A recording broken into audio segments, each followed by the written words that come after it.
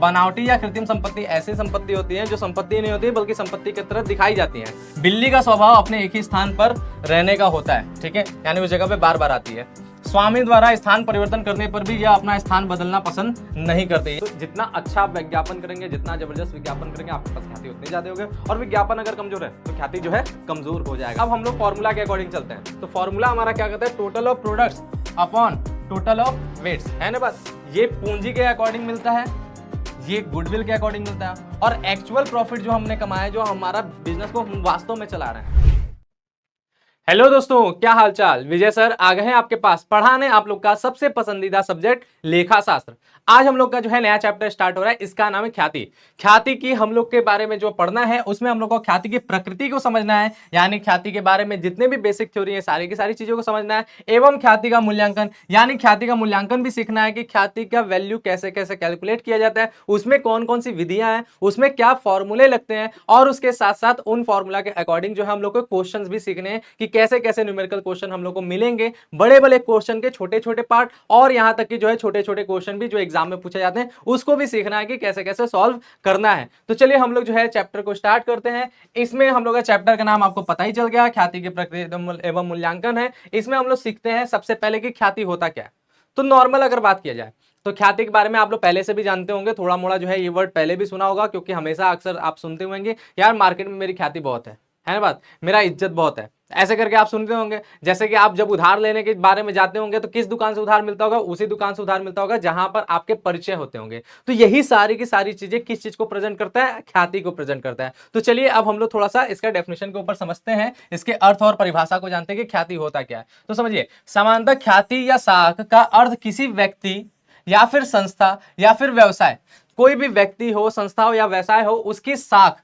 साख का मतलब क्या है, साख को जो है, साख का मतलब होता है आपका अच्छा नाम, मार्केट में जो आपका नाम चलता है उसी को साख कहते हैं। जितनी आपकी पहचान होती है उसको हम लोग क्या कहते हैं, साख कहते हैं, ठीक है। साख, यश, कीर्ति या फिर जो है प्रसिद्धि, ये सारी चीजें किस चीज से रिलेटेड है, ये सब कुछ आपके जो है नाम से रिलेटेड है, वो भी कैसा नाम। तो याद रखिए ख्याति को हम लोग इंग्लिश में कहते हैं गुडविल, ठीक है। तो गुडविल से आप अपने आप समझ लीजिएगा कि गुडविल किसको रिप्रेजेंट करता है, गुड नेम को, यानी केवल नाम हो जाए वही ख्याति नहीं है। तो देखिए नाम दो तरीके के होते हैं। जैसे अगर क्लास में आप जानते होंगे, क्लास में पढ़ते होंगे, तो क्लास में बच्चे होते होंगे, तो दो तरह के बच्चे का नाम टीचर कभी नहीं भूलता है। एक जो पढ़ने में बहुत अच्छा होता है, क्लास का टॉपर होता है, और एक जो सबसे बदमाश होता है, जो सबसे ज्यादा शरारत करता है, वो भी याद रहता है। तो दोनों के नाम तो क्लास में बहुत है, सारे बच्चे जानते हैं, स्कूल के सारे टीचर जानते हैं, लेकिन ख्याति किसकी मानी जाएगी, ख्याति उसी की मानी जाएगी जिस बच्चे का अच्छा नाम है, यानी जो पढ़ने का में जो है टॉपर है ना बात। तो ख्याति का सीधा सीधा संबंध किससे, आपके अच्छे नाम से। आपको लोग कितना ज्यादा जानते हैं और अच्छे वे में कितना ज्यादा जानते हैं आपके, उसको क्या कहते हैं, उसको हम लोग ख्याति कहते हैं, ठीक बात। तो इसी से प्रसिद्धि से लगाया जाता है। परंतु व्यावसायिक दृष्टिकोण से बात किया जाए, व्यवसाय की नजर से देखा जाए, क्योंकि हम लोग अकाउंट्स पढ़ रहे हैं ना, अकाउंट्स में हम लोग क्या करते हैं, व्यवसाय का ही लेखांकन करते हैं। तो जो भी चीजें पढ़ना है हम लोग को किसके हिसाब से पढ़ना है, व्यवसाय के अकॉर्डिंग पढ़ना है, ठीक है। तो व्यावसायिक दृष्टिकोण से देखा जाए तो ख्याति का अर्थ व्यापार की उस अमूर्त संपत्ति से है जिसे मुद्रा में मापा जा सकता है या नापा जा सकता है। अब इससे क्या मतलब हो रहा है, इसका मतलब ये हो रहा है, इससे एक बात आपको समझ में आया कि ख्याति क्या होगा। ख्याति एक अमूर्त संपत्ति है। अमूर्त संपत्ति मतलब इनटेंजिबल एसेट्स, ठीक है, इनटेंजिबल एसेट्स। इनटेंजिबल एसेट्स, अमूर्त संपत्तियां क्या होती हैं, जिसे देखा व छुआ नहीं जा सकता है, वही ख्याति है। उसके अलावा एक और बात आपको समझ में आए इस लाइन से कि ये इंटेंजिबल एसेट्स तो है ही, साथ ही साथ ये भी है कि इसे क्या किया जा सकता है, नापा जा सकता है, यानी इसका क्या होता है, इसका मूल्यांकन होता है, ठीक है। तो इसका अपना ये जो है मूल्य भी होता है, इसका वैल्यूएशन हो सकता है, इसका मूल्यांकन हो सकता है। बात क्लियर है, इस लाइन से दो बातें समझ में आए, लेकिन अभी भी ख्याति का प्रॉपर वे में मतलब नहीं समझ में आया, ठीक बात। तो आगे हम लोग पढ़ते हैं क्या लिखा है। ख्याति या साख की निश्चित परिभाषा देना अत्यंत ही कठिन कार्य है, क्योंकि देखिए ख्याति बहुत तरीके से जाना जाता है ना बात, ख्याति बहुत तरीके से जाना जाता है। लेकिन समान शब्दों में अगर बात किया जाए तो ख्याति क्या है, तो समान शब्दों में ख्याति है फर्म द्वारा सामान्य अपेक्षित लाभ की तुलना में अतिरिक्त लाभ अर्जित करने की सामर्थ्य ही ख्याति कहलाती है, ठीक है, या ख्याति है। इसका मतलब क्या है, इसको समझने के लिए आपको एक एग्जांपल से लेकर चलते हैं। देखिए मान लीजिए हमारे पास दो कंपनियां, एक है ए एन कंपनी, ठीक है, दूसरी है बी एन कंपनी।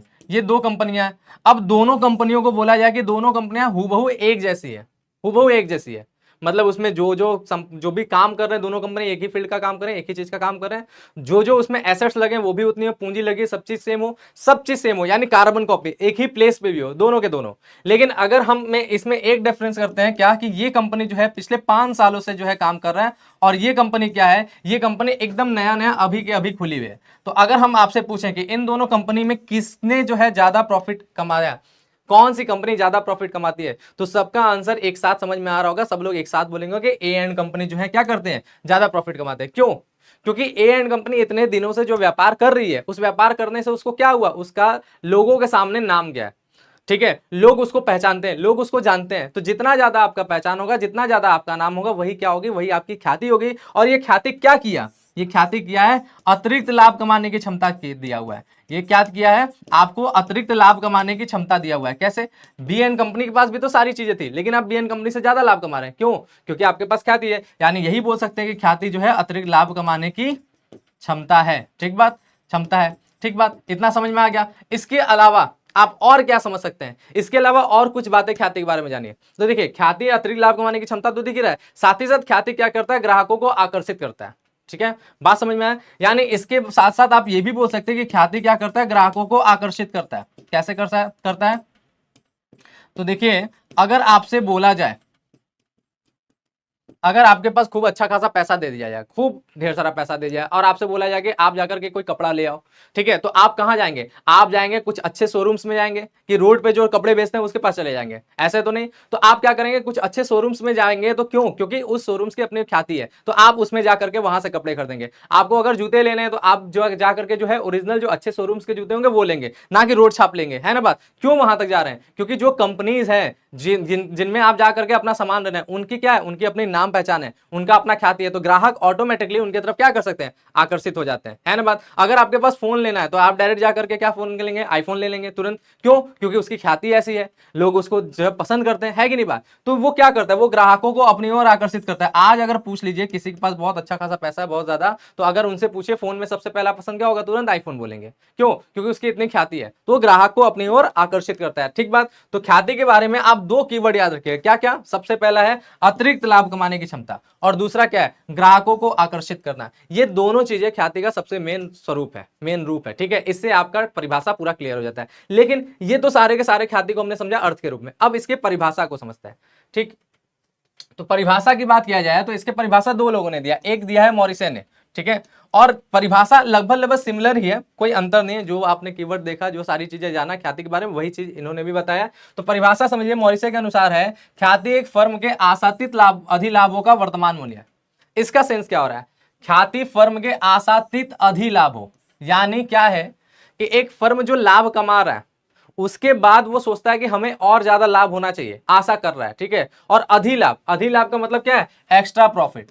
ठीक बात, एक्स्ट्रा प्रॉफिट की बात हो रहा है। यानी नॉर्मली जितना कमा रहा है उतना तो कमाएगा ही कमाएगा, अपने कैपिटल के अकॉर्डिंग, जितना उसने इन्वेस्टमेंट किया उसके अकॉर्डिंग। लेकिन उससे अगर वो ज्यादा लाभ कमाता है, यानी उसने 10,000 समझाया लेकिन 10,000 से ज्यादा 12,000 15,000 लाभ कमा रहा है, तो जो आशातीत अधिलाभ है उसको कमाने के लिए जो वर्तमान मूल्य उसका देखा जाता है, वही क्या है, वही ख्याति है।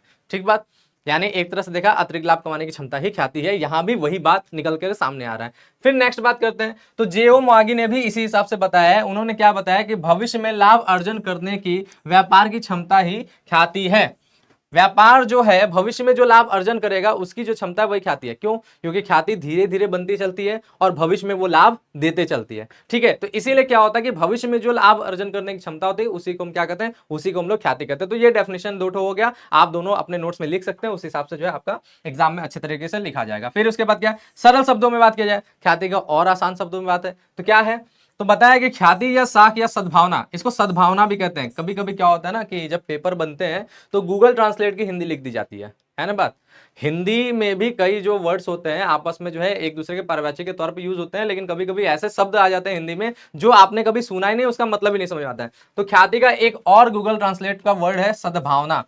अगर पूछा जाए सद्भावना क्या है तो मैक्सिमम बच्चे बता ही नहीं पाएंगे, क्योंकि किताब में ये नाम होता ही नहीं है ना बात। लेकिन आप जानेंगे ख्याति को ही सद्भावना कहते हैं। ठीक बात। तो क्या हो गया, ख्याति या साख या सद्भावना किसी भी व्यवसाय की भविष्य में होने वाली अतिरिक्त आय का वर्तमान मूल्य है। जो भी भविष्य में वो अतिरिक्त आय कमाएगा सब जगह वही आएगा, अतिरिक्त आय, अतिरिक्त लाभ कमाना, ठीक है, जो भविष्य में कमाएगा। क्यों भविष्य में? क्योंकि ख्याति आज बना तो आज थोड़ी ना प्रॉफिट देगा, उसका प्रॉफिट कुछ समय बाद मिलता है ना बात। तो जो भविष्य में आय कमाने की जो क्षमता होता है, जो लाभ कमाने की क्षमता होता है, उसी क्षमता का जो वर्तमान मूल्य है उसी को हम क्या कहते हैं? उसी को हम ख्याति कहते हैं। ठीक बात क्लियर है? ख्याति क्या है? अब बात करते हैं हम लोग ख्याति की अपनी विशेषताओं के बारे में।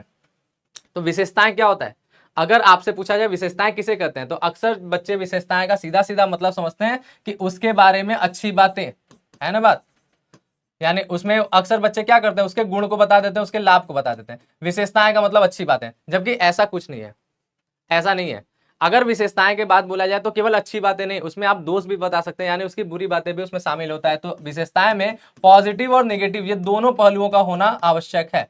केवल एक पहलू को बताने से आपका विशेषता पूरा नहीं होता। विशेषता का मतलब होता है उस चीज के बारे में सब चीज बताना, जिससे वो चीज फील हो जाए कि वो क्या है ना बात। तो ख्याति क्या है उसका आपने डेफिनेशन जैसे समझा, अर्थ जैसे समझा, विशेषताएं से और क्लियर हो जाएगा ख्याति क्या है। जैसे सबसे पहला विशेषता, ख्याति एक संपत्ति है और यह अधिक लाभ कमाने में सहायक होती है। पहला बात आपको समझ, ख्याति एक संपत्ति है। अच्छा, संपत्ति में भी कैसी संपत्ति, तो समझिएगा। संपत्तियां में आप जानते हैं दो प्रकार की संपत्तियां होती हैं। कौन कौन सा? एक होता है स्थायी संपत्ति, दूसरा होता है चालू संपत्ति। तो ख्याति कौन सी संपत्ति है? तो याद रखिएगा, ख्याति जो है स्थायी संपत्ति है। कैसी संपत्ति है? स्थायी संपत्ति है। और स्थायी संपत्तियों में भी दो प्रकार होता है, एक होता है मूर्तमान, दूसरा होता है अमूर्तमान। ठीक है, तो ख्याति कौन सा? स्थायी संपत्ति का कौन सी संपत्ति है? अमूर्तमान संपत्ति है। ठीक है, तो ख्याति जो है स्थायी संपत्तियों में भी अमूर्तमान संपत्ति। क्यों? क्योंकि ख्याति को देखा व छुआ नहीं जा सकता है। और स्थायी संपत्ति क्यों है? क्योंकि ख्याति बिजनेस में जब स्टार्ट होता है बिजनेस तभी वो पैदा होता है, और बिजनेस जब खत्म नहीं हो जाता तब तक वो रहता है, यानी वो बहुत लंबे समय तक रहता है ना बात। जो भी लंबे समय तक रहता है वो स्थायी संपत्तियां है, और उसका अमूर्तमान क्योंकि देखा व छुआ नहीं जा सकता। ठीक है, ये बात क्लियर हो गया। तो ख्याति कौन सी संपत्ति है? स्थायी और अमूर्तमान। और क्या बोला? यह अधिक लाभ कमाने में सहायक होती है। तो ये बात भी आपको समझ में आया। जो दूसरा बिजनेस है उससे हम ज्यादा लाभ क्यों कमा रहे हैं? सब चीज उसके पास भी है, सब चीज मेरे पास भी है, लेकिन हम उससे ज्यादा लाभ क्यों कमा रहे हैं? क्योंकि मेरी ख्याति ज्यादा है। ठीक बात। तो इस तरीके से आप ख्याति समझ सकते हैं, अतिरिक्त लाभ कमाने की क्षमता। फिर उसके बाद क्या है? नेक्स्ट, ख्याति एक स्थायी संपत्ति है। तो ये बात हमने आपको बता ही दिया, ख्याति एक स्थायी संपत्ति, और उसमें भी और क्लियर क्या है? स्थायी का अमूर्तमान हिस्सा है। ठीक है, फिर इसके बाद क्या है? ख्याति एक अदृश्य एवं अमूर्त संपत्ति है। यही बात हो गया अमूर्तमान के हिसाब से। इसका कोई निश्चित स्वरूप नहीं होता है। ठीक है, अमूर्तमान संपत्ति वही होता है जिसका कोई निश्चित स्वरूप नहीं होता है, जिसे देखा वह छुआ नहीं जा सकता है। ठीक बात। नेक्स्ट क्या है? नेक्स्ट, ख्याति पर मूल्य ह्रास या अवक्षयण जिसको कहते हैं, ह्रास ही समझिएगा, अपलिखित नहीं किया जाता है। याद रखिएगा, ख्याति पे ह्रास नहीं लगता है। तो क्यों नहीं लगता है? तो समझिए, ख्याति हमारा कौन सी संपत्ति है? ख्याति अमूर्त संपत्ति है। तो ह्रास जब भी लगता है वो स्थायी संपत्तियों पे तो लगता ही है। ठीक है, ये बात समझिएगा, ह्रास केवल और केवल स्थायी संपत्तियों पर लगता है। लेकिन स्थायी संपत्तियों में भी कौन सी स्थायी संपत्ति पर लगता है? जो आपकी मूर्तमान संपत्तियां होती है, जिसे देखा व छुआ जा सकता है। जैसे भवन, भवन पे ह्रास लगता है। मशीनरी, मशीनरी पर ह्रास लगता है। फर्नीचर, फर्नीचर पर ह्रास लगता है। तो जो भी चीजें देखा व छुआ जा सकता है उन्हीं पर ह्रास लगता है। और मूर्तमान संपत्तियों में भी एक संपत्ति होता है, याद करिएगा, इसको भी कहीं नोट करके लिखिएगा, कि याद करिएगा कि भूमि। ठीक है, भूमि पर ह्रास नहीं लगता है। बात समझ में आए? भूमि पर ह्रास नहीं लगता है। ये मूर्तमान संपत्ति है, फिर भी ये एक एक्स्ट्रा पॉइंट आपको हम समझा रहे हैं, इस चैप्टर से अलग है, लेकिन इस बात को दिमाग में रखिएगा, भूमि पर ह्रास नहीं लगता। क्यों? क्योंकि ह्रास का मतलब होता है संपत्तियों के मूल्य में कमी, और भूमि का मूल्य में कमी होता है क्या? बताइए, भूमि का मूल्य डाउन होता है? नहीं होता है, इसलिए भूमि पर कभी भी ह्रास नहीं लगता। बात समझे? भवन पे लगेगा क्योंकि भवन का वैल्यू डाउन होता है। ठीक बात। मशीन पे लगेगा, फर्नीचर पे लगेगा, बाकी सभी चीजों पे लगेगा। क्लियर बात। तो यहां पर याद रखिएगा कि हमारा ह्रास जो है अमूर्त संपत्तियों पर नहीं लगता, केवल मूर्तमान संपत्तियों में लगता है। मूर्तमान में भी भूमि पर नहीं लगता। ठीक बात, क्लियर हो गया। तो हमारा ख्याति पे भी ह्रास नहीं लगेगा। ठीक है, अच्छा, ह्रास नहीं लगेगा, लेकिन क्या ख्याति का मूल्य कम हो सकता है? ये मन में क्वेश्चन आ सकता है। तो ख्याति का मूल्य कम हो सकता है, और इस मूल्य की कमी को हम केवल अपलेखन बोलते हैं, और इंग्लिश में एमोर्टाइजेशन वर्ड यूज होता है। बात क्लियर है? तो ख्याति का मूल्य भी कम होता है, और उस कम को हम, मूल्य की कमी को हम लोग अपलेखन कहते हैं। ठीक, नेक्स्ट बात क्या आ जाए? ख्याति का कोई स्थायी मूल्य नहीं होता है। ये बात भी समझिएगा, ख्याति का कोई फिक्स्ड मूल्य थोड़ी ना है कि ख्याति का इतना ही मूल्य है। ख्याति जो है हमेशा उसका मूल्य बदलता रहता है, और एक निश्चित तिथि पर उसका मूल्यांकन करना होता है। एक निश्चित तिथि पर एक निश्चित घटना घटने पर उसका मूल्यांकन करना होता है, लेकिन उसका फिक्स प्राइस नहीं होता जैसे बाकी संपत्तियों का होता है कि भाई यही मूल्य है और उसके हिसाब से हम लोग कैलकुलेशन लेके चलते हैं। नहीं, ख्याति का हमेशा एक निश्चित अवधि पर, एक निश्चित तिथि पर उसका मूल्यांकन करना पड़ता है जब उसकी जरूरत हो, वरना कोई आवश्यकता नहीं है। ख्याति का मूल्य किताबों में नहीं दिखाया जाता। ठीक बात, क्लियर है? नेक्स्ट क्या है? नेक्स्ट हमारा क्या? ख्याति व्यापार के लाभ पर निर्भर करती है। क्लियर है?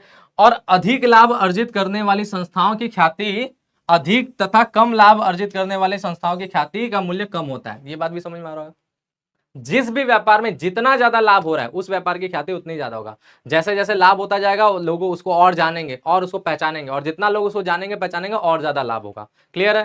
तो लाभ से बड़ा असर पड़ता है। अगर आपका बिजनेस बहुत ज्यादा प्रॉफिट कमा रहा है तो आपके बिजनेस की ख्याति लगातार बढ़ती ही रहेगी। ठीक है, तो लाभ पर यह निर्भर करता है। फिर इसके बाद नेक्स्ट बात क्या है, ख्याति का वास्तविक मूल्य व्यवसाय के विक्रय पर ही प्राप्त होता है।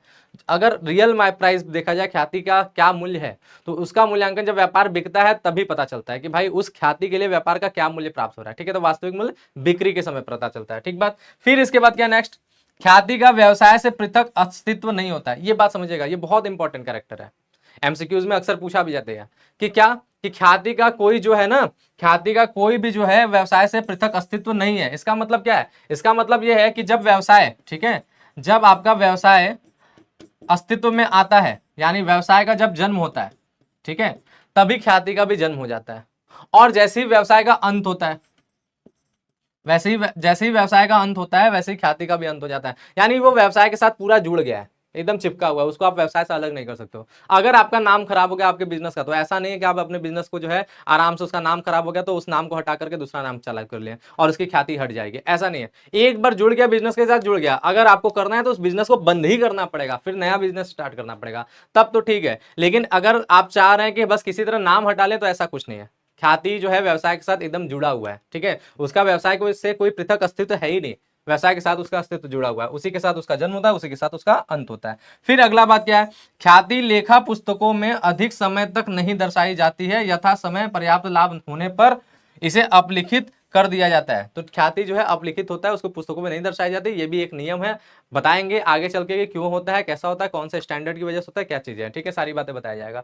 नेक्स्ट बात देखिएगा, तो नेक्स्ट बात हम लोग जो है आज का सबसे इंपॉर्टेंट टॉपिक, इसमें बहुत मजा भी आता है बच्चों को, ख्याति के प्रकृति या स्वभाव को पढ़ते हैं।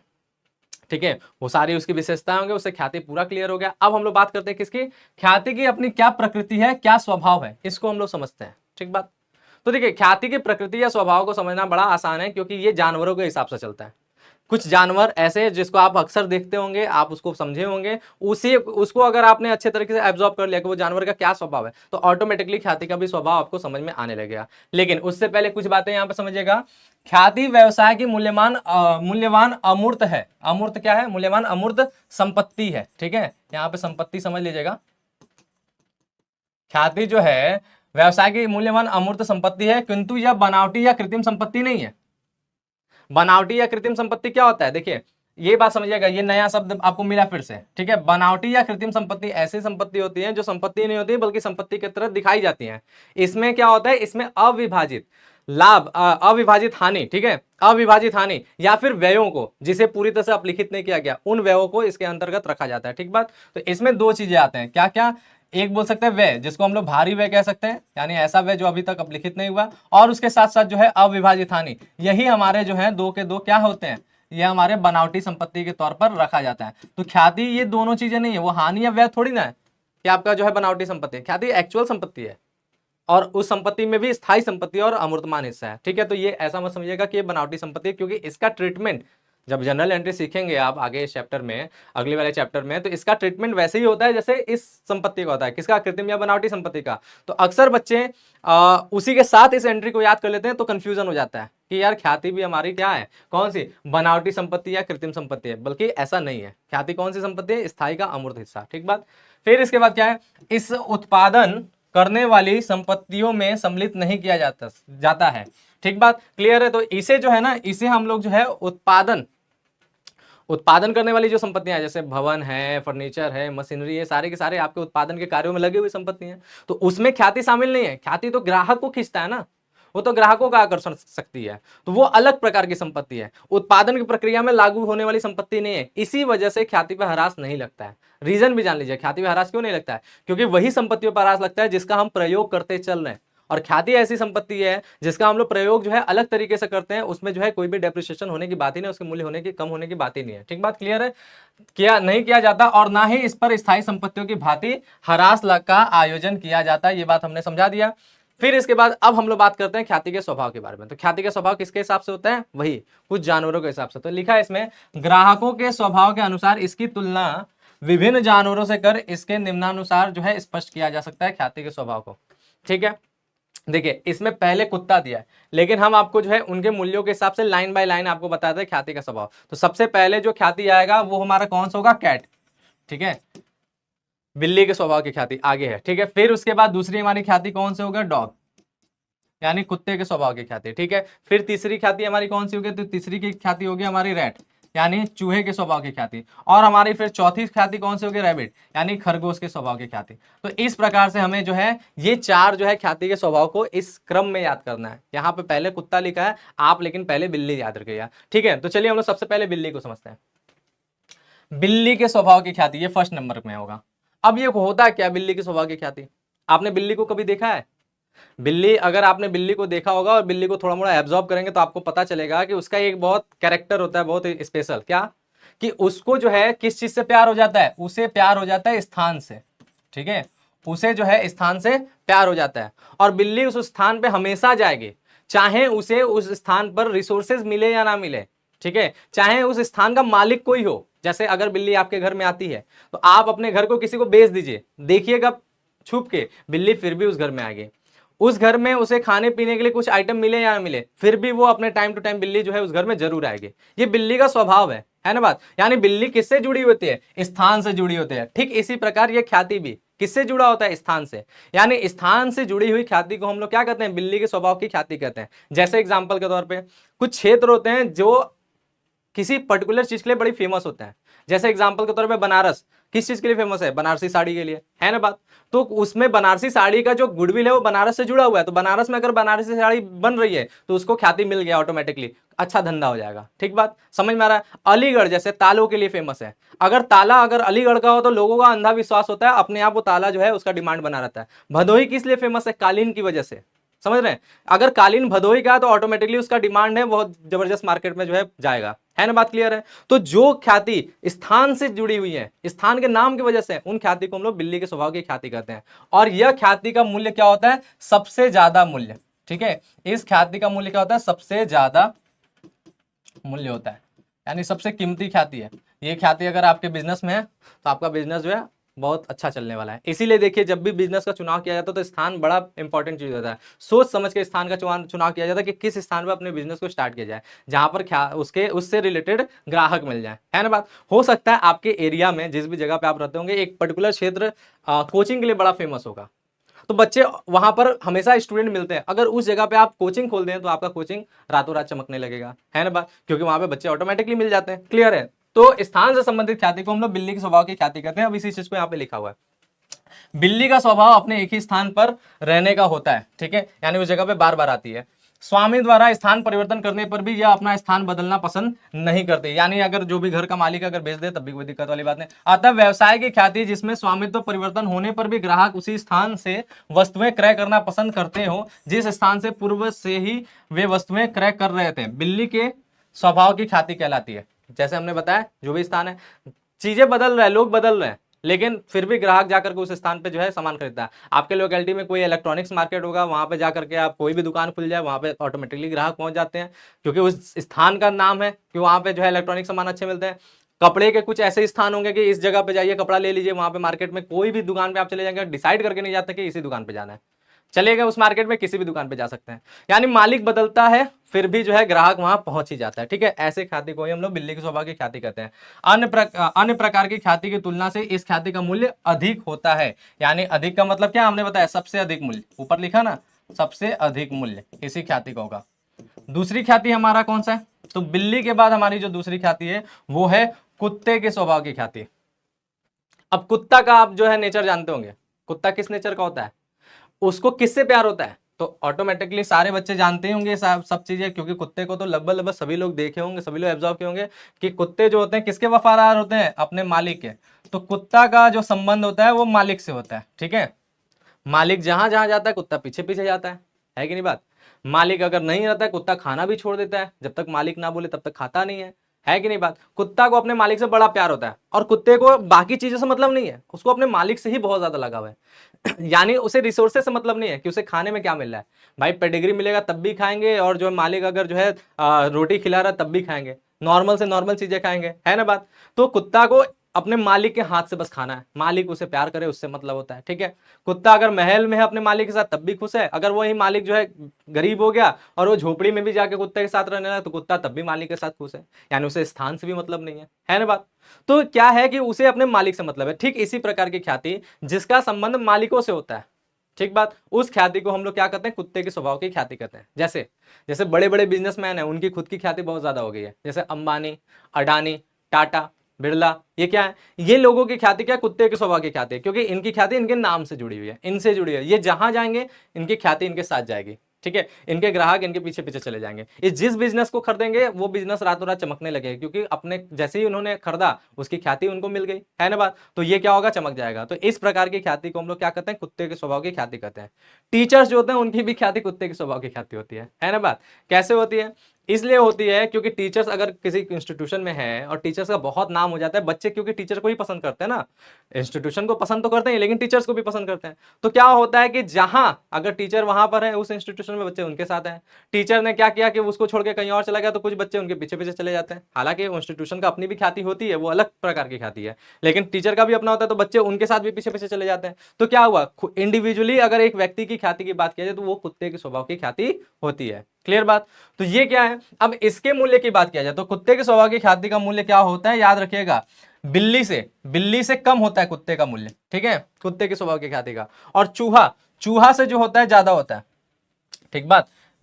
आपका जो है कुत्ते के स्वभाव की ख्याति का मूल्य जो है वो बिल्ली से कम होता है लेकिन चूहे से ज्यादा होता है, ठीक बात। अच्छा, इसके एग्जाम्पल आपने समझ में लिया, अब इसके बारे में कुछ लिखा हुआ पढ़ लेते हैं, वही सारी चीजें हैं। कुत्ते का स्वभाव अपने मालिक के साथ साथ रहना है, ठीक है। यदि मालिक कहीं अज्ञात जगह पर चला जाता है तो कुत्ता भी अपना निवास स्थान छोड़कर अपने मालिक के साथ जाना पसंद करता है। बात पता ही है, कभी कभी आपने देखा होगा कि मालिक नहीं रहते तो वीडियो कॉल पे कुत्ते को बोलते हैं खा लो बेटा, तब वो खाता है ना बात। ऐसा आपने देखा होगा, जो कुत्ते पालते हैं बहुत लगाव हो जाता है मालिक के साथ, बहुत ज्यादा, ठीक है। फिर क्या है, यदि वह ख्याति जिसमें ग्राहकों को का लगाव स्थान से ना हो करके व्यवसाय के स्वामी से हो तो कुत्ते के स्वभाव की ख्याति कहलाती है। हमने बोला ना, इंडिविजुअली बात किया जाए, एक एक व्यक्ति की जो पर्सनल ख्याति होती है कुत्ते के स्वभाव की ख्याति होती है, क्योंकि ना उसको स्थान से मतलब, ना उसको संसाधन से मतलब है, बल्कि मालिक से मतलब है, ठीक है। क्लियर है, ये हो गया। नेक्स्ट अगर हम लोग बात किया जाए सबसे आखिरी, तो फिर हमारा जो है नेक्स्ट हमारा जो है चूहे के स्वभाव की ख्याति, ये तीसरा, चूहे के स्वभाव की ख्याति। अब चूहा को आपने समझा है, एब्जॉर्ब किया है, तो कहेंगे सर अब यही काम रह गया कि हम चूहे के पीछे पीछे भागे। अगर चूहे को आप समझेंगे तो चूहा का सबसे ज्यादा जो पसंद है, उसे किस चीज से पसंद है, तो उसका जो जुड़ाव होता है वो होता है रिसोर्सेस से, संसाधन से, ठीक है। क्लियर बात, उसका जो जुड़ाव होता है वो किससे होता है, संसाधन से, रिसोर्सेस से। चूहा उसी जगह पे जाएगा जहां पर उसे कुतरने के लिए सामान मिले, है ना बात। अगर आप देखेंगे तो कहाँ चूहे होते हैं, खेतों में होते हैं, क्यों, क्योंकि कुतरने के लिए सामान मिल जाता है। कहाँ चूहे होते हैं, गोदाम में होते हैं, क्योंकि वहां पे कुतरने के लिए जगह मिल जाता है, सामान मिल जाता है, ठीक है। फिर कहाँ चूहे होते हैं, तो ऐसे जगह पे होते हैं जहां पे गंदगी हो, कुछ चीजें जैसे हम लाइब्रेरीज में, ठीक है, वहां पे गंदगी नहीं होता, वहां पे किताब होता है, लेकिन लाइब्रेरीज में वहां पे भी कागज मिलते हैं कुतरने के लिए। आपके घर में क्या होंगे, जहां पे कपड़े उपड़े बहुत ज्यादा फेंके रहेंगे वहां पर होंगे, जहां पे अर्नमेंट चीजें इकट्ठा रहेंगी वहां पर होंगे, है कि नहीं बात। अक्सर जो होता है चूहे कहां होते हैं, जहां पे उन्हें रिसोर्सेज मिले कुतरने के लिए, ठीक है, उसी जगह पे। यानी चूहे का संबंध ना ही मालिक से है और ना ही स्थान से है, वो तुरंत स्थान परिवर्तन भी कर देता है जहां संसाधन खत्म, संसाधन आज है कुतरने के लिए, आप साफ सफाई कर दीजिए, सबसे अच्छा कर दीजिए, चूहे को नहीं मिलेगा सामान, वो जगह छोड़ देगा, उसे नहीं मतलब उस जगह से, वो वापस नहीं आएगा चेक करने के लिए बिल्ली की तरह, नहीं, बल्कि वो छोड़ दिया जगह, ठीक है। तो चूहा का जो हमारा जो संबंध है वो किस चीज से संबंध है, वो साधन से, संसाधन से है, जहां पर संसाधन होगा वहीं पर चूहा मौजूद हो जाएगा। ठीक इसी प्रकार की ख्याति की बात कर लें, यह ख्याति का संबंध किससे होगा, संसाधन से होगा, यानी जहां संसाधन होगा वहीं बिजनेस चला जाएगा, वहीं उसके वो जो है वापस ट्रांसफर हो जाएगा, उस जगह पे चला जाएगा। तो इस प्रकार की ख्याति को हम लोग चूहे के स्वभाव की ख्याति कहते हैं। जैसे एग्जाम्पल के तौर पर ईंट का भट्टा, ईंट का भट्टा आप जानते हैं, वो ईंट का भट्टा उसी जगह पे बनता है जहां पर उस तरह की मिट्टी मिल जाए जिसको हम लोग ईंट बना सके, जिस मिट्टी से। हर जगह पे जो है ईंट का भट्टा नहीं खड़ा हो जाएगा, समझे बात, क्योंकि उसको बनाने के लिए जो मिट्टी चाहिए वो स्पेशल है, उस तरह की मिट्टी होती है गीली, जिसको सान के आराम से सांचा में डाल करके जो है ईंटा बनाया जा सके, है ना बात, मजबूत ईंटा बने। तो जहां पर वैसा स्थान मिलेगा, जहां पर वो मिट्टी मिलेगा, वहीं पे ईंट का भट्टा मिलेगा। और एक बात इसका कैरेक्टरिस्टिक है क्या, कि आप समझिएगा जहां पे ईंट का भट्टा बना, अब उसका इतनी गर्मी होता है, इतना ताप होता है कि वो अगल बगल की पूरी बंजर जमीन कर देता है, जमीन को ठोस बना देता है, उसकी पानी सूख जाती है। अब ईंट के लिए चाहिए गीला मिट्टी, अब जब वो अगल बगल का पूरा पानी सोख ले दिया है, गर्मी से पूरा का पूरा उड़ा देता है, बंजर कर देता है, तो फिर तो गया, फिर तो मिट्टी नहीं मिलना है। फिर क्या होता है, फिर उस भट्टे को गिरा करके दूसरी जगह पर बनाया जाता है ना बात। यानी जहां संसाधन है वो तुरंत अपना स्थान परिवर्तन कर लिया। क्लियर है। तो इस प्रकार के जो ईंट के भट्टे की बात होता है उसकी ख्याति कौन सी ख्याति है, चूहे की स्वभाव की ख्याति, क्योंकि वो अपने संसाधन की तलाश करता है ना बात। क्लियर हो गया, समझ में आया। अब यही चीज यहां पर लिखा होगा, चूहे को किसी भी व्यक्ति या स्थान से कोई विशेष लगाव नहीं होता है, इसका स्वभाव हमेशा स्थान परिवर्तित करना होता है, अतः वह ख्याति जिसमें ग्राहक किसी विशेष स्थान या व्यक्ति में कोई रुचि नहीं रखते हैं, चूहे के स्वभाव की ख्याति कहलाती है। इस प्रकार की ख्याति का मूल्य सबसे कम होता है, इस बात को याद रखिएगा। जैसे बिल्ली का सबसे अधिक मूल्य होता है, उसी तरह चूहे की ख्याति का मूल्य क्या होता है, सबसे कम मूल्य। ठीक है, सबसे कम मूल्य, 0 नहीं। ठीक है, सबसे कम, सबसे ज्यादा बिल्ली, दूसरे नंबर पे कुत्ता, तीसरे नंबर पे चूहा। इसका मूल्य है लेकिन बहुत ही कम है, थोड़ा मोड़ा ख्याति इसकी भी हो जाती है। लेकिन नेक्स्ट बात होता है खरगोश के स्वभाव की ख्याति।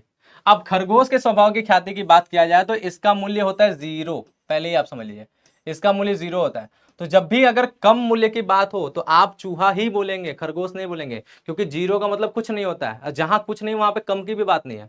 कम उसको बोलेंगे ना जिसको एक्चुअल में कुछ मिला हो, है ना बात। उसको नहीं ना बोलेंगे जिसके पास कुछ ना हो, है कि नहीं। तो 0 का कोई वैल्यू नहीं है, समझे। इसीलिए जब भी कम की बात होगा किसको बोलेंगे, चूहा बोलेंगे। ठीक बात। अब खरगोश के स्वभाव की ख्याति होती क्या है, तो खरगोश एक ऐसा जानवर है जो बहुत ही ज्यादा डरपोक है ना बात। वो बहुत डरपोक है। उसका स्वभाव देखिएगा, अगर आप खरगोश पाले होंगे या जू वगैरह में देखेंगे, कहीं भी देखेंगे, खरगोश इतना डरपोक होता है कि वो अपना, उसका जो छेद होते हैं, जो बिल होते हैं, उसी के अगल बगल ही घूमता रहता है। ठीक है, और थोड़ा सा भी भनक होता है, कोई आ गया कोई हो गया, तो तुरंत छुप के बिल में चला जाएगा, तुरंत छुप जाएगा, फुदक के भाग जाएगा। इतना वो डरपोक होता है। यानी वो अपने स्थान को छोड़ना पसंद नहीं करता है, वो एकदम छोटे एरिया में ही वो दुबका रहता है, वहीं पे काम करता रहता है। क्लियर है। यानी बहुत डरपोक टाइप का होता है, कंपटीशन में नहीं जाना चाहता है ना, बाहर नहीं निकलना चाहता है। तो खरगोश के स्वभाव की ख्याति इसी प्रकार से होती है कि जहां जो जिसकी ख्याति ज्यादा दूर तक की नहीं होती है, एक छोटे से एरिया में जो ख्याति बनती है उसको हम लोग खरगोश के स्वभाव की ख्याति कहते हैं। जैसे एग्जाम्पल के तौर पे आप बोल सकते हैं, जो आपके अगल बगल के जो लोकल दुकानदार होते हैं, उनका मार्केट का जो है एरिया कहां तक होता है, क्या वो बहुत दूर दूर तक सामान बेचते हैं, बहुत दूर दूर तक बेचते तो है नहीं, बल्कि उनके जो लोकल एरिया हैं, आपके कॉलोनी के मोहल्ले के, यही लोग जाते हैं उस जगह से, दुकान से सामान लेते हैं और उस दुकान को चलाते हैं, है कि नहीं बात। तो उस दुकान की जो ख्याति होगी, कौन सी ख्याति होगी, यही खरगोश की स्वभाव की ख्याति होगी। बहुत कम दूर तक उसका क्षेत्र होता है। ठीक बात, क्लियर है। और इसका मूल्य इसलिए 0 की तरफ माना जाता है। लिखा है, खरगोश अपने स्थान से अधिक दूर जाना पसंद नहीं करता है, अतः वह ख्याति जिसमें ग्राहक अपने आसपास की दुकानों से ही वस्तुएं क्रय करना पसंद करते हो, खरगोश के स्वभाव की ख्याति कहलाती है। ठीक बात, समझ में आया। यही बात हुआ, जो अगल बगल के एरिया के जो दुकानदार हैं, जो लोकल, वो हमारे कौन से प्रकार की ख्याति हैं, वो हमारे खरगोश के स्वभाव की ख्याति हैं। तो हम लोगों ने अभी क्या समझ लिया, ख्याति के स्वभाव या प्रकृति को जान लिया। चलिए मिलते हैं हम आगे। तो चलिए अब हम लोग बात करते हैं ख्याति के मूल्य को प्रभावित करने वाले घटक के बारे में। तो इसमें हम लोगों को देखना है कि ऐसा कौन कौन सी चीजें हैं जो ख्याति जिनसे प्रभावित होती है, या फिर ये कह लें कि जिनके आधार पर ख्याति का मूल्य निर्धारित होता है। हमें ये सारी चीजों को अब जो है देखना है। ठीक बात। तो सबसे पहले हम लोग बात करते हैं किसकी, जोखिम। देखिए, जोखिम से क्या फर्क पड़ेगा ख्याति के ऊपर, आपको पता है ख्याति क्या होता है। तो ऐसा होगा कि अगर जोखिम होगा तो उससे ख्याति किस प्रकार से प्रभावित होगा, तो इस बात को समझिएगा। ऐसा कोई भी व्यापार जिसमें जोखिम ज्यादा हो, ठीक है, जिसमें जोखिम ज्यादा हो, तो उससे क्या होगा, उससे ख्याति कम होगा। ठीक है, उससे क्या हो जाएगा, उससे ख्याति हमारा कम होगा। और अगर कोई व्यापार है जिसमें जोखिम क्या हो जाएगा, कम होगा, उसमें ख्याति ज्यादा होगा। क्यों, क्योंकि कोई भी व्यक्ति ऐसे ही व्यापार को पसंद करना चाहता है जहां पर क्या होगा, जहां पर जोखिम जो है कम हो, तभी जाकर वहां पर वो जाना चाहता है, तभी उस व्यापार के लिए उसकी ख्याति बनती है। ठीक है, तो ये बात समझिएगा कि जोखिम जैसे ज्यादा होता जाएगा वैसे वैसे ख्याति कम होती जाएगी, और जोखिम जैसे कम होता जाएगा ख्याति ज्यादा होते जाएगा। जैसे एग्जाम्पल के तौर पे समझ लीजिए, कोई एग्जाम्पल से आप देख लीजिए, ऐसा कोई व्यापार जिसमें क्या होता है, जो बहुत ही कम समय के लिए होता है। ठीक है, ऐसा कोई व्यापार जो बहुत ही कम समय के लिए होता है, जिसमें चीजें ज्यादा जोखिम भरा होता है। जैसे एग्जांपल के तौर पर जो है सब्जी वालों को देख लीजिए, उनकी सब्जी कितने दिन तक ताजा रहेगा। ठीक है, अंडा व्यापार देख लीजिए, मांस का व्यापार देख लीजिए, ये क्या होता है, इनमें बहुत जोखिम भरा है, क्योंकि उनका प्रोडक्ट ज्यादा लंबे समय तक नहीं चल पाता है कि नहीं बात। तो ऐसे व्यापार का जो ख्याति बनता है, वो ख्याति कैसा होता है, ख्याति बहुत ही कम होता है। ठीक है, इनकी ख्याति उतनी लंबी नहीं बन पाती जितना बाकी व्यापार में बन पाती है। ठीक बात। तो इसीलिए आप समझिएगा कि जितना कम जोखिम होगा उतना ज्यादा ख्याति होगा, और जितना ज्यादा जोखिम होगा उतना कम ख्याति होगा। ठीक बात। नेक्स्ट बात होता है व्यवसाय की प्रकृति। व्यवसाय की प्रकृति के हिसाब से भी समझ सकते हैं, ऐसा व्यापार जो जितना लंबे अवधि के लिए होगा, जितना टिकाऊ होगा, उसकी ख्याति क्या होगा, उतना ही ज्यादा होगा। और ऐसा व्यापार जो जितना क्या होगा, जो जितना ही ज्यादा आपका कम टिकाऊ होगा या इरेगुलर होगा, कभी खुलता है कभी नहीं खुलता है। जैसे आप लोग अपने लोकेलिटी में देखते होंगे, कुछ दुकानें ऐसे होती है पर डे उनकी टाइम डिसाइडेड है, ठीक है, और कुछ होता है जब मन तब खुलता है, जब मन तब बंद कर देता है। अगर ऐसे आप व्यापार देख रहे हैं, ठीक है,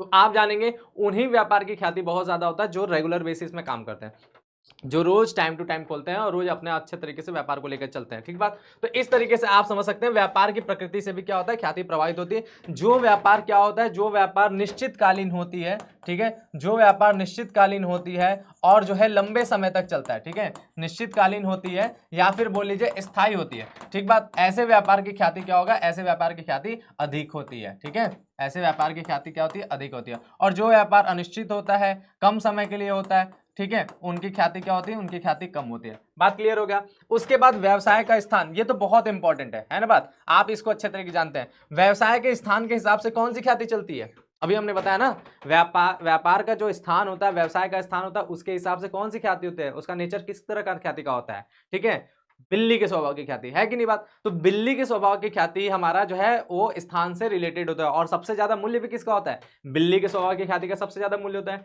इसी तरह से हम ये बोल सकते हैं कि व्यवसाय का स्थान सबसे महत्वपूर्ण है। और इससे कैसे हम समझेंगे, आप ऐसे जगह अपना व्यवसाय स्टार्ट करते हैं, ऐसे जगह आप व्यवसाय रखते हैं जो क्या है, जो ग्राहकों के बीच में, जहां ग्राहक का पहुंच आसान है। ठीक है, इस प्रकार की ख्याति का मतलब इस प्रकार के जो हमारे व्यवसाय होता है उनकी ख्याति बहुत अधिक होता है। ठीक बात। जैसे एग्जांपल के तौर पे आप शहर के बीचों बीच, ठीक है, शहर के बीचों बीच जहां पे आराम से ग्राहक पहुंच जाए, जहां पे हर प्रकार के यातायात के साधन उपलब्ध हो, उस जगह पे आप अपने व्यवसाय को स्टार्ट करते हो तो आपके व्यवसाय की ख्याति बहुत ज्यादा होगी। ठीक है, लेकिन अगर आप व्यापार ऐसे जगह स्थान करें जो एकदम निर्जन है, जहां पे कोई आदमी जाता आता नहीं है, ठीक है, खूब आउटर में ले लिए, खूब गाँव में ले लिए, खूब एकदम ऐसे जगह लिए जहां पे लोग रहते नहीं है बहुत कम, और एकदम 5 स्टार जो है एकदम हैवी तरीके से जो है आपने जो है कोई व्यापार स्टार्ट किया, मान लीजिए एकदम जबरदस्त आपने कोई रेस्टोरेंट स्टार्ट कर दिया, हर सुविधाओं से लेस, ठीक है, सारी सुविधाएं उसके अंदर है ना बात। अब आप ऐसे कंडीशन में देखेंगे तो वहां पे कोई ग्राहक जाएगा क्या, वो व्यापार चलेगा क्या, नहीं चलेगा, क्योंकि वहां पे ग्राहक की पहुंच ही नहीं है, वहां पे ग्राहक ही नहीं है। इसलिए व्यवसाय का स्थान बहुत इंपॉर्टेंट है ना बात। जहां पर लोग घूमने जाते हैं, जहां पर लोग हमेशा जो है, जहां पर भीड़ इकट्ठा होते हैं, वहां पर कोई भी व्यवसाय खोलिए, वहां पे आपका व्यवसाय दिन रात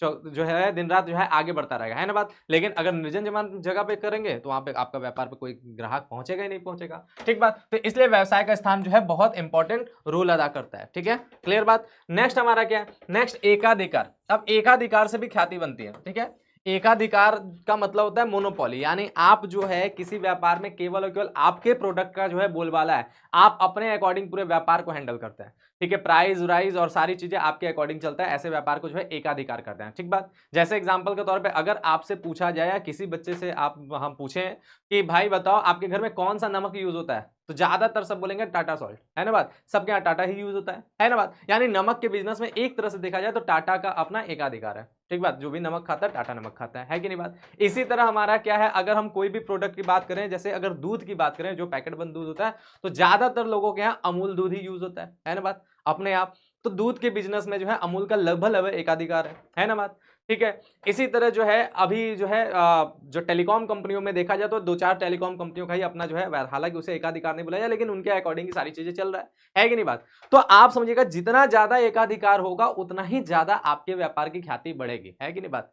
ठीक है, जैसे ऐसा हो गया कि हम लोग अभी ये देख लें, मान लीजिए इस कंडीशन में बन गया कि अब अगर कॉमर्स का कोई बच्चा पढ़ना चाहता है तो डायरेक्ट कॉमर्स वाला पे ही आता है। ठीक है, कॉमर्स पे जो है अगर कॉमर्स वाला का एकाधिकार हो गया तो फिर क्या होगा, सभी के सभी लोग क्या देखेंगे, सभी के सभी लोग केवल कॉमर्स वाला देखेंगे, तो इसकी ख्याति बहुत ज्यादा हो जाएगी, है कि नहीं बात, क्लियर है। तो इसी तरह क्या होगा, जितना ज्यादा एकाधिकार होगा उतनी ज्यादा ख्याति होगी। ठीक है, जितना ज्यादा एकाधिकार उतनी ज्यादा ख्याति, यानी आपके कॉम्पिटिटर, क्योंकि एकाधिकार होते ही क्या होगा, आपके कॉम्पिटिटर जो है वो समाप्त होने लगेंगे। ठीक है, और जितना ही कॉम्पिटिटर समाप्त होंगे आपकी ख्याति जो है जबरदस्त हो जाएगी। ठीक है, जितना ज्यादा एकाधिकार उतनी अधिक ख्याति, ठीक है, या उतनी ज्यादा ख्याति, समझ में आ गया। और अगर जो है एकाधिकार कम होगा तो ख्याति जो है कम होती जाएगी। आप अकेले हैं, सामने एक और बिजनेस खुल गया, उसके बाद एक और बिजनेस खुल गया, उसके बाद एक और बिजनेस खुल गया, तो आपकी ख्याति जो है बढ़ने लगी, कम होने लगी, क्योंकि आपके कॉम्पिटिटर आ जाएंगे, है कि नहीं बात। तो एकाधिकार से भी ख्याति पे इस प्रकार से प्रभाव पड़ता है। नेक्स्ट बात अगर देखा जाए तो नेक्स्ट बात पूंजी से भी ख्याति का प्रभाव पड़ता है। ठीक है, कैसे पड़ता है, तो देखिए, अगर हम बात करें पूंजी की, आप अपने व्यापार में जितना ज्यादा पूंजी लगाएंगे उतना अच्छा प्रबंध करेंगे, उतना अच्छा आप अपने व्यापार को चला पाएंगे, ठीक है। तो जितना अच्छा आप व्यापार चलाएंगे उतनी ज्यादा ख्याति होगी। इसीलिए क्या होगा, पूंजी की मात्रा, ठीक है, अधिक पूंजी अधिक ख्याति, कम पूंजी कम ख्याति, ठीक बात। हम केवल अधिक वाला लिख रहे हैं, कम वाला अपने आप समझ जाए। अधिक पूंजी अधिक ख्याति, ठीक बात, अधिक पूंजी अधिक ख्याति, समझ में आ गया। और इसी तरह क्या होगा, अगर कम पूंजी रहेगा तो कम ख्याति होगा, ठीक बात, ये भी क्लियर हो गया। नेक्स्ट बात अगर हम लोग करें तो नेक्स्ट बात क्या है भाई, तो नेक्स्ट बात हमारा है व्यापारिक अनुबंध। व्यापारिक अनुबंध से कैसा क्या ख्याति का प्रभाव पड़ता है, तो देखिए हमारा व्यापार जो है एक कॉन्ट्रैक्ट बेसिस पे जो व्यापार चलता है कि हम इसके साथ जुड़े हैं, इतने समय तक जुड़े हैं, इतने समय तक रहेंगे, ठीक है, तो उससे भी ख्याति पे प्रभाव पड़ता है। अगर आपने किसी भी चीज पे अनुबंध ऐसा रखा है जो लॉन्ग टर्म है, लंबे समय का है, तो लॉन्ग टर्म अनुबंध से आपकी ख्याति लंबा होगा। लेकिन आपका अनुबंध ऐसा है जो शॉर्ट टर्म है, छोटे समय का, तो आपकी ख्याति क्या होगी, कम होगी, है ना बात। एकदम ऐसे ही जैसे व्यवसाय की प्रकृति में जितना लंबा आप व्यापार चलाएंगे उतनी ज्यादा ख्याति होगा, उसी तरह जितना लंबा आप कॉन्ट्रैक्ट चलाएंगे आपकी ख्याति उतनी ज्यादा होगा। कॉन्ट्रैक्ट बदलेगा, ख्याति पे प्रभाव पड़ेगा, है कि नहीं बात। तो लंबे कॉन्ट्रैक्ट से लंबी ख्याति होती है, यानी अच्छी ख्याति होती है ना। ठीक, नेक्स्ट क्या है, प्रबंध। प्रबंध से तो भाई सीधा सीधा संबंध है, आप जितना अच्छा प्रबंध करेंगे उतनी अच्छी आपकी ख्याति होगी, है कि नहीं। अगर आप एक ग्राहक के तौर पे ऐसे जगह पे जाएं जहां पे आप जो चीज मांगते हैं ऑन द स्पॉट तुरंत जो है टाइम बिना लगाए आपको आपके सामने मिल जाता है अच्छी सेवा के साथ, ठीक है, बात क्लियर है। और अब एक ऐसे जगह पे जाएं आप जितना लंबा जो है जाके वहां पे डिमांड करें तो वो जो है पूरा लंबा चौड़ा खोजने में लगा दे रहा है। जैसे एक दुकान पे गए आप, ठीक है, एक दुकान पे गए, आपने बोला कि जो है एक प्रोडक्ट मांगा आपने, अब वो दुकानदार गया अपने जो है पूरे दुकान का उथल पुथल करके जो है ढूंढ रहा है कि कहाँ है वो सामान, कहाँ है, फिर बोला रुके रुके दे रहे हैं, फिर ढूंढते जा रहा है ढूंढते जा रहा है और अंततः जो है मिला, आपका जो है 15-20 मिनट बर्बाद करने के बाद आपके हाथ में वो सामान दे रहा है, ठीक है। और एक दूसरे दुकान पे जाते हैं, आपने जो मांगा वो एक निश्चित जगह पे गया, उठा करके आपके हाथ में दिया। जहां पर प्रबंध अच्छी, वहां पे कम समय लगा, वहां पे सुविधा अच्छा मिला, आप किस जगह पे फिर जाना पसंद करेंगे। जाहिर सी बात है, जहां पे आपको अच्छा लग रहा है, एक बार में सारी सामान आपके हाथ में मिल जाती है, तो उस जगह पे आप जाना पसंद करेंगे। तो इससे क्या समझ में आता है, प्रबंध अच्छा होगा तो ख्याति अच्छा होगा, ग्राहक उतना ही ज्यादा संतुष्ट होगा, है कि नहीं बात। अगर प्रबंध खराब होगा तो ख्याति खराब होगा, है ना, ख्याति खराब होगा, ग्राहक असंतुष्ट हो जाएगा, है कि नहीं, ठीक बात। तो इससे भी आप समझ सकते हैं, ठीक है, यानी अच्छा प्रबंध अच्छी ख्याति, ठीक है, क्या होगा, अच्छा प्रबंध अच्छी ख्याति, समझ में आ गया, ठीक बात, क्लियर है। और अगर हम लोग नेक्स्ट बात करें तो नेक्स्ट हमारा क्या हो जाएगा, तो नेक्स्ट हमारा हो गया अगला, अगला लाभ अर्जन क्षमता, ठीक है, लाभ अर्जन क्षमता, यानी आप कितना ज्यादा प्रॉफिट कमा सकते हैं, इससे भी ख्याति का प्रभाव पड़ता है, ठीक है। उसकी ख्याति, उस व्यापार की ख्याति बहुत अधिक होती है जो लाभ ज्यादा कमाते हैं, ठीक है। और जो व्यापार लाभ ही नहीं कमा रहा, हानि पे हानि, हानि पे हानि चलते जा रहा है, तो उसकी ख्याति क्या होगा, बेटा मिलित हो जाएगी, खराब हो जाएगी। क्योंकि जिस व्यापार में लगातार हानि होता है उसके बारे में लोगों के थॉट्स बदल जाते हैं कि यार बेकार व्यापार चला रहा है, बेकार है, उसकी सुविधाएं अच्छी नहीं, उसकी सारी चीजें अच्छी है नहीं, ठीक है। और जो व्यापार लगातार लाभ कमा रहा है, अच्छा खासा प्रॉफिट कमा रहा है, तो उसके लिए लोगों के मन में जो है इज्जत आता जाएगा और उसकी ख्याति अपने आप बढ़ती जाएगी, ठीक है। तो नेक्स्ट बात है हमारा ग्राहकों का रुख। तो ग्राहकों का रुख जो है सबसे ज्यादा इंपॉर्टेंट है, कैसे, क्योंकि ग्राहक ही आपकी ख्याति का निर्माण करते हैं, ग्राहक ही ख्याति का निर्माण भी करते हैं और ग्राहक की ख्याति के आकर्षित भी होते हैं। आपको पता है ख्याति कैसे बनता है, जैसे एक आदमी आपके दुकान पे गया, वो बहुत ज्यादा संतुष्ट हो गया, तो 10 लोगों को और लेकर के आएगा, बोलेगा ना फला व्यक्ति जो है बहुत अच्छा सेवा देता है, बहुत अच्छा जो है उसके यहाँ सुविधा है, तो आपके यहाँ बार बार आएगा। इसलिए ग्राहकों को खुश करना जो है सबसे ज्यादा जरूरी है। कहा जाता है ना, ग्राहक भगवान का स्वरूप है, क्यों, क्योंकि भगवान जैसे आपको धन धान्य से फलफूलित करते हैं, उसी तरह ग्राहक भी जितना ज्यादा वो आपसे खुश होगा वो उतने लोगों को और लाएगा, उतना ज्यादा आपको लाभ होगा, उतना ज्यादा आपको संपदा मिलेगा, है कि नहीं बात। तो इसीलिए बात क्लियर है। तो ग्राहकों का रुख भी बहुत इंपॉर्टेंट है, ग्राहक खुश है तो ख्याति बढ़ेगी, ग्राहक अगर खुश नहीं, संतुष्ट नहीं, तो ख्याति अपने आप डाउन हो जाएगा, ठीक है। नेक्स्ट हमारा क्या है, नेक्स्ट हमारा विज्ञापन। विज्ञापन भी रोल अदा करता है। कभी कभी क्या होता है कि आप भले ही सारी चीजें खराब करें, लेकिन आपके पास एडवर्टाइजमेंट का स्किल है, तो आप ग्राहकों को यूं अपने बस में कर सकते हैं, है कि नहीं बात। तुरंत आप ऐसे ऐसे ऐड चला दे, ऐसे ऐसे एडवर्टाइजमेंट कर दे, इतना जो है लुभावना जो है वादा कर दे, सारी चीजें कर दे, ग्राहक जो है ऑटोमेटिकली क्या होगा, आपके अधीन हो जाएगा, आपके पास आने लगेगा। तो जितना अच्छा आप विज्ञापन करेंगे, जितना जबरदस्त विज्ञापन करेंगे, आपके पास ख्याति उतनी ज्यादा होगी, और विज्ञापन अगर कमजोर है तो ख्याति जो है कमजोर हो जाएगा, ठीक बात। तो ये हो गया ख्याति को, मूल्य को प्रभावित करने वाले घटक, या फिर बोल सकते हैं हमको कारक, ठीक है। या फिर ये भी बोल सकते हैं कि ख्याति के मूल्य को प्रभावित करने वाले की जगह ये भी आप वर्ड यूज कर सकते हैं कि ख्याति के मूल्य को बनाने वाले, ठीक है, बात समझे, क्योंकि इन्हीं सभी चीजों से ख्याति का निर्माण भी होता है, ठीक है। तो ख्याति के निर्माण में ये सारे के सारे तत्वों का मिश्रण होता है, ठीक है, ये सारे तत्व मिलकर के ख्याति का निर्माण करते हैं। क्लियर बात, समझ में आ गया। नेक्स्ट बात, नेक्स्ट हमारा क्या है, तो अब हम लोग जानने वाले हैं कि आखिर में ख्याति के मूल्यांकन, क्योंकि हम लोग का ये चैप्टर क्या था, ये चैप्टर था ख्याति की प्रकृति एवं मूल्यांकन। तो हम लोगों ने ख्याति की प्रकृति को समझ लिया कि ख्याति क्या है, अब हम लोग ख्याति के मूल्यांकन के ऊपर बढ़ेंगे। तो ख्याति का जो मूल्यांकन होता है वो क्यों होता है, किन किन दशाओं में होता है? तो बहुत से कारण हैं, बहुत सी दशाएं हैं, जैसे हम लोग इस क्लास 12th के अंदर जितनी चीजें पढ़ने वाले हैं उसके बारे में यहाँ पर समझ लेते हैं। तो सबसे पहला है कि साझेदार जो हैं उनके जो है लाभ विभाजन अनुपात में जब भी परिवर्तित होगा तो हमारा ख्याति का मूल्यांकन होगा।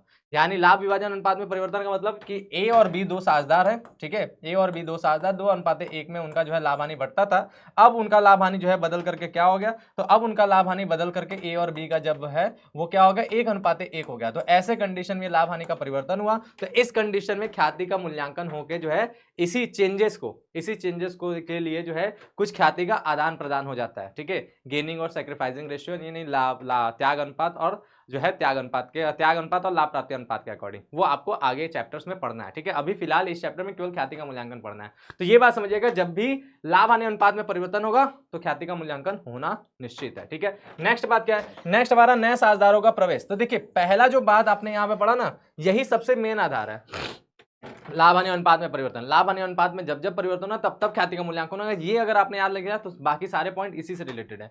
जैसे सबसे पहला बोला कि नए साझेदार का प्रवेश, नए साझेदार के प्रवेश में भी क्यों ख्याति का मूल्यांकन होगा, क्योंकि वहां भी लाभ हानि अनुपात बदलेगा। कैसे, पहले ए और बी दो साझेदार थे, इन्होंने अपने में लाभ बांटा था, ठीक है, कुछ अनुपात में, लेकिन अब क्या है, अब बिजनेस में ए बी के साथ जो है सी भी जुड़ गया, तो क्या इस सी के आने की वजह से लाभ हानि अनुपात बदलेगा कि नहीं? ए बी को जैसे लाभ मिलता था वैसे मिलेगा नहीं ना, नया आया तो उसको भी तो लाभ देना पड़ेगा, तो फिर लाभ हानि अनुपात बदला, तो फिर ख्याति का मूल्यांकन होना ही निश्चित है, ठीक है। फिर इसके बाद क्या है, फिर इसके बाद किसी साझेदार के अवकाश ग्रहण करने पर भी ख्याति का मूल्यांकन होगा। क्यों होगा, तो फिर वही हमने पहला वाला जो पॉइंट बोला वही मेन आधार है, ठीक है। जैसे क्या है, जैसे पहले से ही ए बी सी 3 साझेदार चल रहे थे, ठीक है, 3 साझेदार चल रहे थे, अपना लाभ हानि अनुपात बांट रहे थे, लेकिन अब क्या हुआ कि एक साझेदार छोड़ दिया और हमारे पास केवल ए और बी बचे, सी छोड़ के बिजनेस चला गया, तो क्या लाभ हानि अनुपात ए बी सी जैसे बढ़ रहा था वैसे बढ़ेगा कि अब ए और बी का लाभ हानि अनुपात बदलेगा ना, तो बदलेगा तो ख्याति का मूल्यांकन होना निश्चित है, ठीक है। नेक्स्ट हमारा क्या है, किसी साझेदार के मृत्यु होने पर, ये भी आपको पता है, जैसे अवकाश ग्रहण पर साझेदार छोड़ करके चला जाता है, उसी तरह मृत्यु पे होने पर भी साझेदार छोड़ करके चला जाता है। कहां चला जाता है, ऊपर चला जाता है कि नहीं, बात क्लियर है। तो इसीलिए क्या होगा, यहां पर भी हमारा लाभ हानि अनुपात बदलेगा, तो यहां भी हमारा ख्याति का मूल्यांकन होना निश्चित है, ठीक, क्लियर है। नेक्स्ट हमारा क्या है, किसी एक साझेदार के अवकाश ग्रहण करने अथवा उसकी मृत्यु होने पर उसके स्थान पर नए साझेदार के प्रवेश हो जाने पर, तो देखिए ये सारे पॉइंट्स उसी से मिलते जुलते हैं, यहाँ पर ये तीनों के एक साथ कंडीशन में डाल दिया गया, तो ऐसे कंडीशन में भी होगा तो सीधी सी बात है, होना ही निश्चित है, क्योंकि यहाँ भी लाभ हानि अनुपात बदलेगा। और लास्ट हमारा क्या है, फर्मों के एकीकरण होने पर, ठीक है, साझेदारी फर्म यानी दो बिजनेस है, दो साझेदारी का बिजनेस है, वो जब जुड़ करके एक बन जाता है तब भी हमारा ख्याति का मूल्यांकन होगा। मतलब क्या है, जैसे एकीकरण का मतलब होता है कि मान लीजिए एबीसी फर्म एक काम कर रहा था, ठीक है, एक फर्म है जिसका नाम है एबीसी फर्म, ये चल रहा था, ठीक है, और इसका एक कॉम्पिटिटर है जिसका नाम है XYZ फर्म, ठीक है, XYZ फर्म इसका कॉम्पिटिटर है।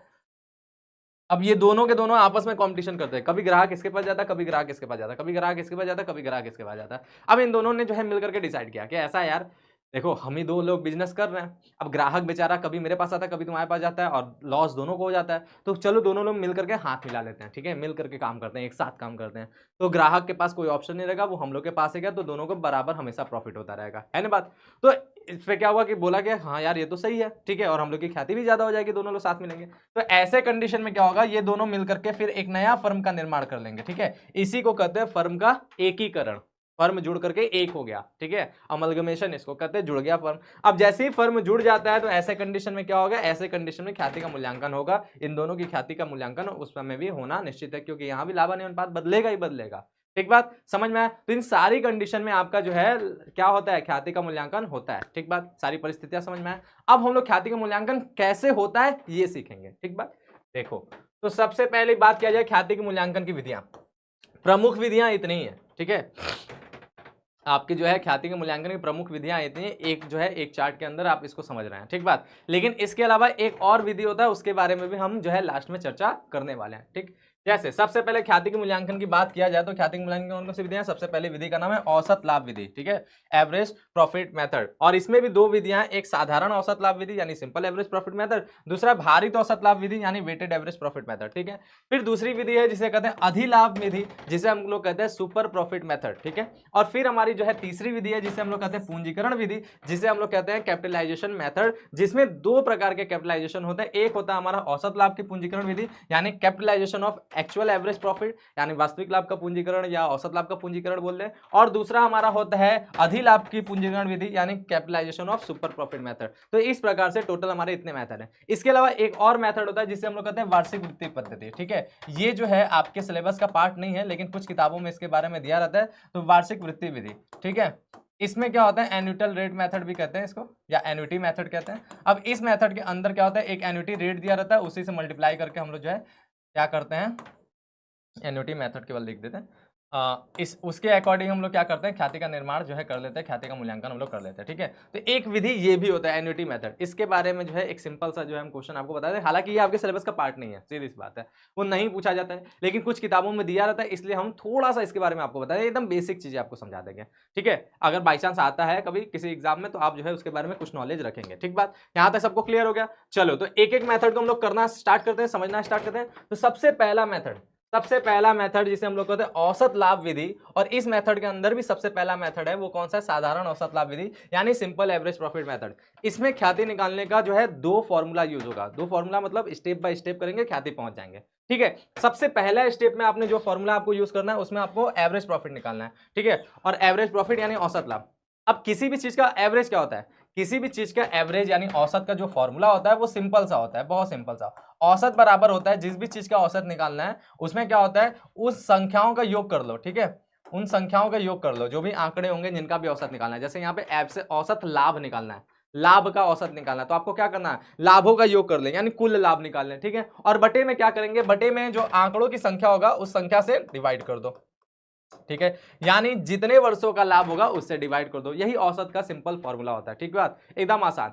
औसत बराबर होता है आंकड़ों को योग बटे में आंकड़ों की संख्या, यानी जितने भी डेटा होंगे, जितने भी आंकड़ा होगा उनका टोटल कर लो, उसके बाद उसकी संख्या से डिवाइड करने, उससे हमें औसत पता चल जाता है। तो औसत लाभ विधि में सबसे पहला हमारा जो फॉर्मूला लगेगा वो क्या लगेगा, इसी औसत लाभ को निकालने के लिए। तो फॉर्मूला क्या होगा, टोटल ऑफ प्रॉफिट यानी लाभों का योग, ठीक है। क्या करना होगा, लाभों का योग या फिर कुल लाभ बोल रहे हैं हम लोग, सीधी सी बात है, सिंपल वे में, ठीक है। कुल लाभ, और फिर क्या करेंगे, और फिर हमारा जो होगा कुल लाभ होगा, और बटे में क्या होगा, वर्षों की संख्या, यानी जितने वर्षों का ये लाभ है। भाई कुछ ना कुछ तो संख्या होगा ना, 1 साल का लाभ है, 2 साल का लाभ है, 3 साल का, 4 साल का, 5 साल का, जितने साल उतने का हो गया, ठीक है। और हमारा फिर दूसरे नंबर में हम लोग ख्याति निकालेंगे। जैसे ही हम लोग औसत लाभ निकालेंगे तो उसी के आधार पर ख्याति निकलेगा। तो ख्याति बराबर क्या होगा, ख्याति बराबर हो जाएगा हमारा कि जो भी हमारा औसत लाभ होगा, ठीक है, जो भी हमारा औसत लाभ होगा जो ऊपर निकला है उसी में नंबर ऑफ ईयर्स परचेज से, ठीक है। नंबर ऑफ ईयर्स परचेज का मतलब होता है वर्षों की क्रय की गई संख्या, और ये क्वेश्चन के अंदर साफ साफ दिया रहता है, आपको ज्यादा सोचना नहीं है, ठीक है। वर्षों की क्रय की गई संख्या उसके अंदर दिया रहता है, जो एक निश्चित संख्या होता है, 1 2 3 4 5 ऐसे करके दिया रहता है, उसी से गुणा कर देते हैं। जो भी औसत लाभ ऊपर निकलता है, ठीक है, औसत लाभ जो ऊपर निकलता है उसके साथ जो है नंबर ऑफ ईयर्स परचेज से जो हम लोग गुणा कर देते हैं, और हमारी जो है ख्याति निकल के सामने आ जाती है, और ये संख्या उसमें दिया रहेगा। अच्छा, कभी कभी नंबर ऑफ ईयर्स परचेज ना देकर के एक प्रतिशत दिया रहता है, तो जितना प्रतिशत दिएगा उतना प्रतिशत निकाल दीजिए, ख्याति निकल जाएगा, उससे भी है। और कभी कभी प्रतिशत भी ना देकर के गुना लिखा रहता है कि औसत लाभ का 2 गुना ख्याति होगा, औसत लाभ का 3 गुना ख्याति होगा, तो जितना गुना बोलेगा उतना से गुणा कर दीजिए, आपकी उतनी ख्याति हो जाएगी, ठीक बात। इसका एक सिंपल एग्जांपल हम यहाँ पे अपने मन से दे देते हैं। जैसे मान लीजिए हमारा जो है एक डेटा का हमें जो है ख्याति निकालना है, जिसमें हमारा नंबर ऑफ ईयर्स परचेज, ठीक है, नंबर ऑफ ईयर्स परचेज कितना दिया है इस क्वेश्चन में, तो नंबर ऑफ ईयर्स परचेज जो है 2 दिया हुआ, ठीक बात, कितना दिया है, 2 दिया हुआ है।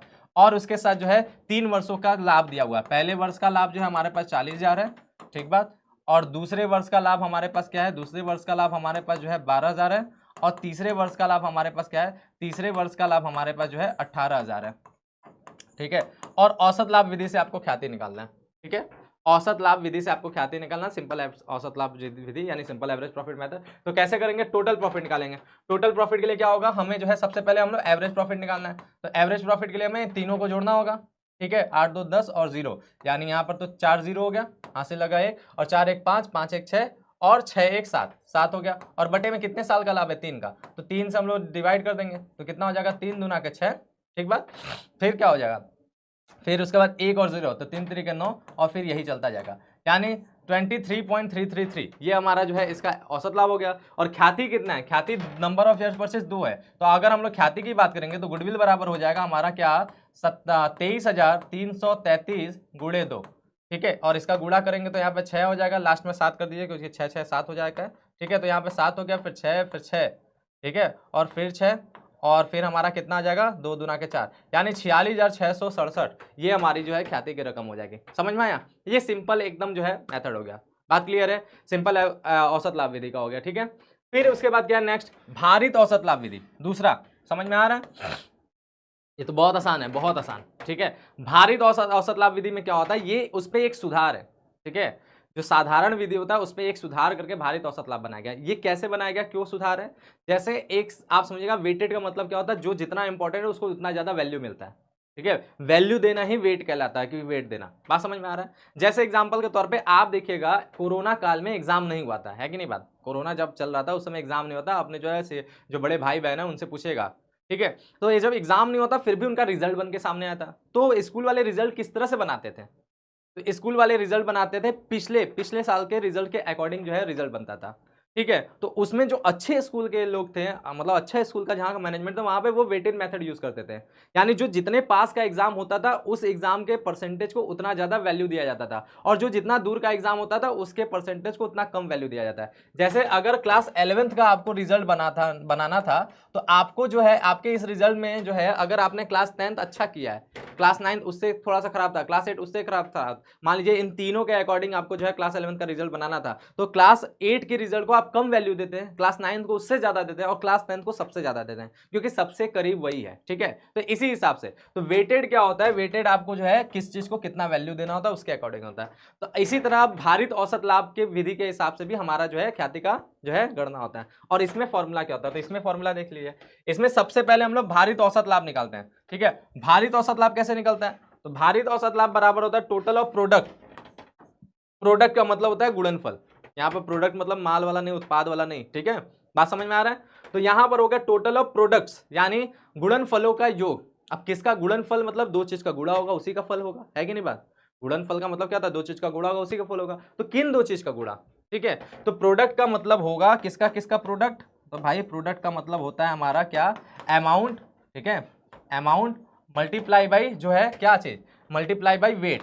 ठीक है, इन दोनों का जो भी हमारा गुणा होगा वही हमारा क्या होगा, वही हमारा प्रोडक्ट होगा। ठीक है, तो यही बात हो गया। क्या होगा, टोटल ऑफ प्रोडक्ट्स बटे में क्या होगा, टोटल ऑफ वेट्स। ठीक है, टोटल ऑफ प्रोडक्ट्स बटे में टोटल ऑफ वेट्स, यानी भार का योग और गुणनफल का योग। ठीक है, अब जब इन दोनों का आपस में जब डिवाइड होता है तो हमारा जो है वेटेड एवरेज प्रॉफिट आ जाता है। और जब वेटेड एवरेज प्रॉफिट आ गया तो उसके बाद गुडविल भी आ जाएगा। गुडविल बराबर हो जाएगा weighted average profit multiply by number of years purchase. और नंबर ऑफ ईयर्स परचेस कहाँ दिया रहता है, क्वेश्चन के अंदर साफ साफ दिया रहता है। ठीक बात, ये हो गया।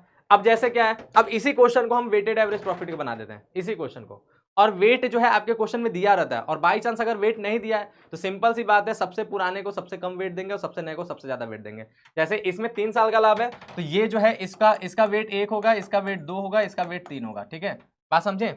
मान लेते हैं कि सबसे पहले का लाभ है, फिर उसके बाद का लाभ है, फिर उसके बाद का लाभ, तो ये वेट हो गया। अब इसे हम लोग वेटेड एवरेज प्रॉफिट में कन्वर्ट करें तो हमारा क्या होगा, सबसे पहले हमें जो है प्रोडक्ट निकालना पड़ेगा। ठीक है, प्रोडक्ट निकालना होगा तो हम इस तरह से कॉलम बना लेंगे कि भाई पहला कॉलम हमारा क्या होगा, ईयर्स का। ठीक है, यहाँ पर हो गया हमारा ईयर। ठीक है, फिर उसके बाद यहाँ पर क्या हो गया, यहाँ पर हो गया अमाउंट। ठीक बात, फिर इसके बाद यहाँ पर क्या हो गया, यहाँ पर वेट हो गया, और यहाँ पर क्या हो गया, यहाँ पर प्रोडक्ट हो गया। समझ में आ रहा है? ठीक बात, अब इसके अकॉर्डिंग जो है हम लोग फिर सॉल्यूशन करना स्टार्ट करेंगे। जैसे सबसे पहले अगर हम लोग बात किया जाए तो सबसे पहले हमारा जो है यहाँ पर ईयर कितना हो गया, पहला साल हो गया, दूसरा साल हो गया, और तीसरा साल हो गया। ठीक बात, पहले साल का हमारा प्रॉफिट कितना है, तो पहले साल का प्रॉफिट 40,000, फिर हमारा दूसरे साल का जो है 12,000, और तीसरे साल का हमारा 18,000। ठीक बात, ये हमारा प्रॉफिट हो गया। अब इसके अकॉर्डिंग वेट देखा जाए तो पहले साल के लिए वेट 1 है, दूसरे साल के लिए 2 है, तीसरे साल के 3 है। अगर हम प्रोडक्ट की बात करें तो मल्टीप्लाई कर लेंगे, तो यहाँ पर हो गया 40,000, यहाँ पर हो गया 12 दूना 24,000, और यहाँ पर हो गया 18 36 38 54,000। ठीक है, क्लियर बात, 54,000। ठीक बात, अब इनका क्या करना है, अब हम लोग फॉर्मूला के अकॉर्डिंग चलते हैं। तो फॉर्मूला हमारा क्या कहता है, total of products upon total of weights, है ना बात? Total of products upon total of weights, यानी हमें दो चीज का टोटल निकालना है, एक प्रोडक्ट का एक वेट का। तो वेट का टोटल तो भाई सीधी सी बात है 1 2 3 और 3 3 6, तो 6 हो गया। और यहाँ पर इसका हम लोग टोटल जब करें तो कितना हो जाएगा इसका टोटल, तो इसका टोटल हो जाए 4 4 8। ठीक है, यहाँ पर 8,000 हो गया, और फिर कितना होगा 4 2 6 और 6 5 11। ठीक है, यानी 1,18,000। ठीक बात। तो इस हिसाब से जब हम लोग वेटेड एवरेज प्रॉफिट, ठीक है, WAP लिख रहे हैं यानी weighted average profit, weighted average profit की बात किया जाए तो टोटल ऑफ प्रोडक्ट हो गया हमारा 1,18,000। ठीक है, और उसके बाद जो है हमारा बटे में क्या होगा, टोटल ऑफ वेट्स कितना हो गया, तो वो हो गया हमारा 6 से। अब इसको हम लोग कट करें तो निकल जाएगा 6 से, अगर इसको कट किया जाए तो 6 कम 6। ठीक बात। फिर 5 और 8 तो फिर 6 9 54। ठीक है, 6 9 54, फिर 4 और 0, 4 और 0 तो फिर क्या होगा 6 6 के 36 और 6 6 चलता जाएगा। ठीक बात। तो 19,666 ये आ गया हमारा वेटेड एवरेज प्रॉफिट। अब हमारा ख्याति के लिए नंबर ऑफ ईयर्स परचेस कितना है, तो नंबर ऑफ ईयर्स परचेस तो 2 ही है। तो फिर हम लोग ख्याति की जब बात कर ले तो ख्याति कितना हो जाएगा, तो गुडविल बराबर हो जाएगा हमारा कितना, तो वो हो जाएगा हमारा, सीधी सी बात है 19,666 में क्या करना होगा, फिर हम लोग को कितने से गुणा करना होगा, हम लोग को 2 से गुणा करना पड़ेगा। तो 2 से गुणा करेंगे तो 6 दूना 12। ठीक है, 12 का 2 या 3 ही करते चलेंगे, लेकिन लास्ट में अपने आप 3 ही आ जाता है, चलो लेकिन 2 ही कर देते हैं। ठीक है, 6 दूना 12 का 2 हासिल लगा 1, फिर 6 दूना 12 का 2 हासिल लगा 1, सॉरी 12 1 13 का 3 हासिल लगा 1, 6 दूना 12 1 13 का 3 हासिल लगा 1, और 9 दूना 18 1 19, और फिर 2 एकम 19 हासिल लगा 1, और फिर जो है हमारा 2 एकम 2 1 3, 39,332 बोले या फिर यही 39,333। ठीक है, 39,300 मतलब 33 ये, क्योंकि 0.666 चलता जाएगा ना तो अंततः वो लगभग यही आएगा। ठीक है, तो 39,333 के करीब हमारा क्या होगा, यहाँ पर ख्याति हो जाएगा। तो देखिए पहले वाले विधि से हम ख्याति निकाले थे तो 46,667 आया था, और दूसरे वाली विधि से इतना आया। तो यही वेटेड एवरेज प्रॉफिट जो है एक सुधार के तौर पे काम करता है। ठीक है, क्वेश्चन आपको किस विधि से लगाना है ये आपके मन में डाउट आ रहा होगा, तो क्वेश्चन में साफ साफ लिखा रहता है कि किस विधि का प्रयोग करके आपको ख्याति निकालना है। अगर क्वेश्चन पढ़ेंगे उसके अकॉर्डिंग भी समझ में आएगा, अगर वेट्स दिया तो वेटेड एवरेज प्रॉफिट लगेगा, और अगर वेट्स नहीं दिया है तो सिंपल एवरेज प्रॉफिट लगेगा। है कि नहीं बात, क्लियर है बात अच्छे से। ठीक है, अब इसमें कुछ हम जो है और एक्स्ट्रा बात करते हैं। ठीक है, कुछ और एक्स्ट्रा बात हम आपको समझाते हैं। देखिए समझिएगा बात यहाँ पर कि हमारा जो प्रॉफिट यहाँ पर यूज होता है वो हमेशा नॉर्मल प्रॉफिट यूज होता है। नॉर्मल प्रॉफिट का सेंस क्या है, हम लोग ऐसे ही प्रॉफिट यूज करते हैं जो सामान्य लाभ होता है। ठीक है, जो हमारा क्या होता है, जो सामान्य लाभ होता है, ऐसा लाभ जो हमारे जो है साझेदारों में विभाजित होते हैं। ठीक है, सामान्य लाभ मतलब ऐसे लाभ जो हमारे साझेदारों में विभाजित होते हैं, यानी विभाजन योग्य लाभ का ही हम लोग यहाँ पर यूज करते हैं। ठीक है, विभाजन योग्य लाभ को ही हम लोग यहाँ पर यूज करते हैं। ठीक है, लेकिन कभी कभी क्वेश्चन में क्या होता है कि कभी कभी क्वेश्चन में डायरेक्ट लाभ दिया रहता है। अब वो लाभ टोटल लाभ होता है, कुल लाभ होता है। ठीक है, क्वेश्चन में क्या होता है, कभी कभी डायरेक्ट जो है लाभ दिया रहता है। जो लाभ दिया रहता है वो यहाँ पर समझ लीजिए कि ऐसा लाभ है जिसमें सभी प्रकार की चीजें जुड़ी हुई हैं। ठीक है, तो उसमें से कुछ चीजें निकालनी पड़ती है। जैसे क्या होता है, हमारे लाभ 2 तरीके के होते हैं। एक होता है, या फिर लाभ बोल लें या हानि बोल लें, वो 2 तरीके होते हैं। एक होता है सामान्य, ठीक है, और दूसरा होता है असामान्य। असामान्य, ठीक है, ये 2 तरह की चीजें होती है। अब जो सामान्य होता है हमारा, उसमें क्या होता है कि हमारा जो भी लाभ होते हैं वो सामान्य रूप से बिजनेस जो चला करके लाभ कमाए हैं, मतलब बिजनेस का उसका जो काम होता है, माल खरीदना माल बेचना, और जो भी बिजनेस का जो भी डे टू डे कार्य है उसको पूरा करके जो लाभ कमाए वही सामान्य लाभ है। ठीक बात। और असामान्य लाभ होता है, असामान्य लाभ ऐसी होते हैं जो विशेष परिस्थितियों में प्राप्त होते हैं। कभी कभी होने वाली, अचानक होने वाली विशेष परिस्थितियों से जो लाभ प्राप्त होते हैं उसे असामान्य लाभ कहते हैं। जैसे संपत्ति को बेच करके लाभ कमाना, संपत्ति को बेच करके आप लाभ कमाए, वो सामान्य लाभ होगा क्या, नहीं ना, क्योंकि संपत्ति जो है वो आपका संपत्ति बेचना थोड़ी ना काम है, आपका माल बेचना काम है। लेकिन आप संपत्ति को बेच करके भी लाभ कमा सकते हैं, वो कौन सा लाभ होगा, वो हमारा असामान्य लाभ कहलाता है। ठीक बात, क्लियर है, समझ में आया। तो इसी प्रकार से जो विशेष परिस्थितियों में जो लाभ होते हैं उसे हम लोग असामान्य कहते हैं, और जो सामान्य परिस्थितियों में यानी डे टू डे चीजों के द्वारा व्यापार के सामान्य संचालन के जरिए जो लाभ कमाया जाता है उसे हम लोग सामान्य लाभ कहते हैं। अब यहाँ पर समझिएगा कि हमें जब एवरेज प्रॉफिट जब भी निकालना रहेगा तो हमें सामान्य लाभ को ही लेकर के चलना है, ना कि असामान्य लाभ को लेकर के चलना है। ठीक बात, समझ में आ रहा है दिमाग में बात। ठीक है, तो हमें क्या करना है, हमें जब भी एवरेज प्रॉफिट निकालना है तो केवल सामान्य लाभ को लेकर के चलना है। तो ऐसे कंडीशन में याद रखिएगा कि जब भी हमारे क्वेश्चन में लाभ दिया है, ठीक है, तो उस लाभ को हमें सामान्य लाभ में कन्वर्ट करने के लिए क्या करना पड़ेगा, उल्टा काम करना पड़ेगा। उल्टा काम करने का मतलब, अगर असामान्य लाभ है तो वैसे तो होता है लाभ अच्छी बात है, लाभ पॉजिटिव बात है, लेकिन अगर असामान्य लाभ है तो उसे क्या करेंगे, उसे हम लोग करेंगे घटाएंगे। ठीक है, उल्टा करना है, बात समझे, क्लियर है। अच्छी चीज है, पॉजिटिव चीज है, फिर भी माइनस करना है। होता तो ये पॉजिटिव है लाभ, लेकिन फिर भी हमें क्या करना है, हमें इसे नेगेटिव करना है यानी माइनस करना है। ठीक बात। और इसी तरह अगर हमारा सामान्य लाभ है, भाई वो तो सीधी सी बात है, हमें सामान्य से वैसे देखना भी नहीं, क्योंकि सामान्य तो हमें मिलना ही है। ठीक बात, ये बात क्लियर होगा। दूसरी बात क्या जाए, अगर हमारा क्या असामान्य हानि है, हानि होता है निगेटिव चीज, हानि क्या होता है, हानि तो होता है निगेटिव चीज, लेकिन फिर भी क्या किया जाएगा, हानि को जोड़ा जाएगा, क्योंकि हमें उल्टा ले चलना है ना, हमें क्या करना है, हमें उल्टा ले चलना है, ठीक है, जोड़ा जाएगा, यानी ये से पॉजिटिव, ये पॉजिटिव हो जाएगा, जुड़ेगा, ठीक बात। कैसे, लाभ से सामान्य की तरफ प्राप्त करना है, यानी इस लाभ के अंदर जो है हमें असामान्य हानि जुड़ेगा, ठीक है, क्या होना है, असामान्य हानि जुड़ेगा, और क्या होगा, सामान्य जो है हमारा असामान्य लाभ घटेगा, ठीक बात, यही हमारा फॉर्मूला बनेगा। इसके जरिए हम लोग को भी अपना सामान्य लाभ के ऊपर जाना, फिर जाके एवरेज प्रॉफिट और बाकी काम करना है, ठीक बात। अगर क्वेश्चन इस प्रकार का दिया है, उसमें कुछ सामान्य असामान्य वाली चीजें दिया हुआ है, जैसे इसके ऊपर हमने एक क्वेश्चन यहाँ पे रखा हुआ है, बढ़िया से बाकायदे से आपको सारी चीजों को समझाने के लिए। ये क्वेश्चन हम लोग फटाफट देखते हैं, ठीक बात, बढ़िया से समझते हैं कि इस क्वेश्चन में क्या क्या है। तो देखिए यहाँ पर एक क्वेश्चन आपके सामने है, लिखा हुआ है कि एक फर्म विगत 5 वर्षों के लाभ इस प्रकार के थे। एक फर्म, उसके पास 5 वर्षों के लाभ दिए हुए, जैसे सबसे पहले 2016-17 इसका लाभ दिया है 30,000। जैसे ही 2016-17 हुआ, यहाँ पर अपने आप समझ लेंगे कि यहाँ पर कौन सा डेट है, 1 अप्रैल 2016, ठीक है, और यहाँ पे कौन सा डेट है, 31 मार्च 2017, ठीक है, बात क्लियर है, समझ में आया। फिर इसके बाद बोला है कि 2017-18, ठीक है, यानी 1 अप्रैल 2017 से 31 मार्च 2018 तक लाभ जो है 48,000 है। फिर उसके बाद 18-19 लाभ जो है 60,000 है। फिर उसके बाद जो है 19-20 लाभ जो है 76,000 है। फिर उसके बाद जो है 20-21 लाभ जो है 98,000 है, ठीक बात। ये सभी के सभी लाभ हैं, समझ में आ रहा है, 4 वर्षों के नहीं 5 वर्षों के, ठीक है, 5 वर्षों के। इसके बाद अतिरिक्त सूचना, अतिरिक्त सूचनाएं में कुछ बातें बताया गया, क्या बताया गया कि 31 मार्च 2017 को समाप्त वर्ष के दौरान 7,000 रुपए का, ठीक है, असमान हानि हुई थी, 7,000 रुपए का असमान हानि हुई थी। अब बताइए असमान हानि जुड़ेगा कि घटेगा, क्या होगा। अभी हमने आपको बताया कि जो असामान्य हानि होता है उसे हमें जोड़ना रहता है, ठीक बात, क्लियर है। तो हमें इसको जोड़ना पड़ेगा, किस वर्ष में जोड़ना है, 31 मार्च 2017, किस में आएगा 31 मार्च 2017, 31 मार्च 2017 वाला जो है इस वाले में आएगा, पहले वर्ष में आएगा, ठीक है, उसमें जोड़ना है, यानी इसमें हमें 7,000 जोड़ देना है, ठीक है, सामान्य लाभ निकालने के लिए, ठीक बात। यहाँ पर हम लोग क्या निकाल रहे हैं, यहाँ पर हम लोग सामान्य लाभ निकालेंगे, वो तो नॉर्मल सा लाभ है, उस लाभ को हमें नहीं लेकर चलना अपने एवरेज प्रॉफिट के लिए, हमें सामान्य लाभ को लेकर के चलना है, ठीक बात, क्लियर है।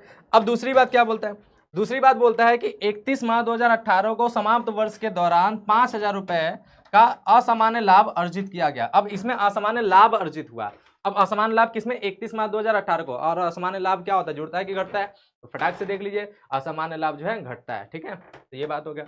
तो इसमें हमारा 31 मार्च 2018 को, 31 मार्च 2018 किस में आएगा, तो ये हमारा दूसरे साल में आएगा, 5,000 का हमारा हुआ, तो ये क्या होगा, घटेगा, ठीक बात, 5,000 का घट गया, ठीक बात, ये हो गया, दो बात समझ में आ रहा है। नेक्स्ट बात हमारा क्या है, नेक्स्ट बात है कि 31 मार्च 2020 को, ठीक है, अंतिम स्कंद जो है 4,000 से कम मूल्यांकित किया गया था। अब अंतिम स्कंद क्या होता है, क्लोजिंग स्टॉक की बात हो रहा है। अब क्लोजिंग स्टॉक के बारे में आप यहाँ पर आप थोड़ा सा समझ लीजिए, ठीक है, क्लोजिंग स्टॉक के बारे में आप थोड़ा सा समझ लीजिए, यहाँ पर क्या होता है, जो अंतिम स्कंद की बात कर रहे हैं,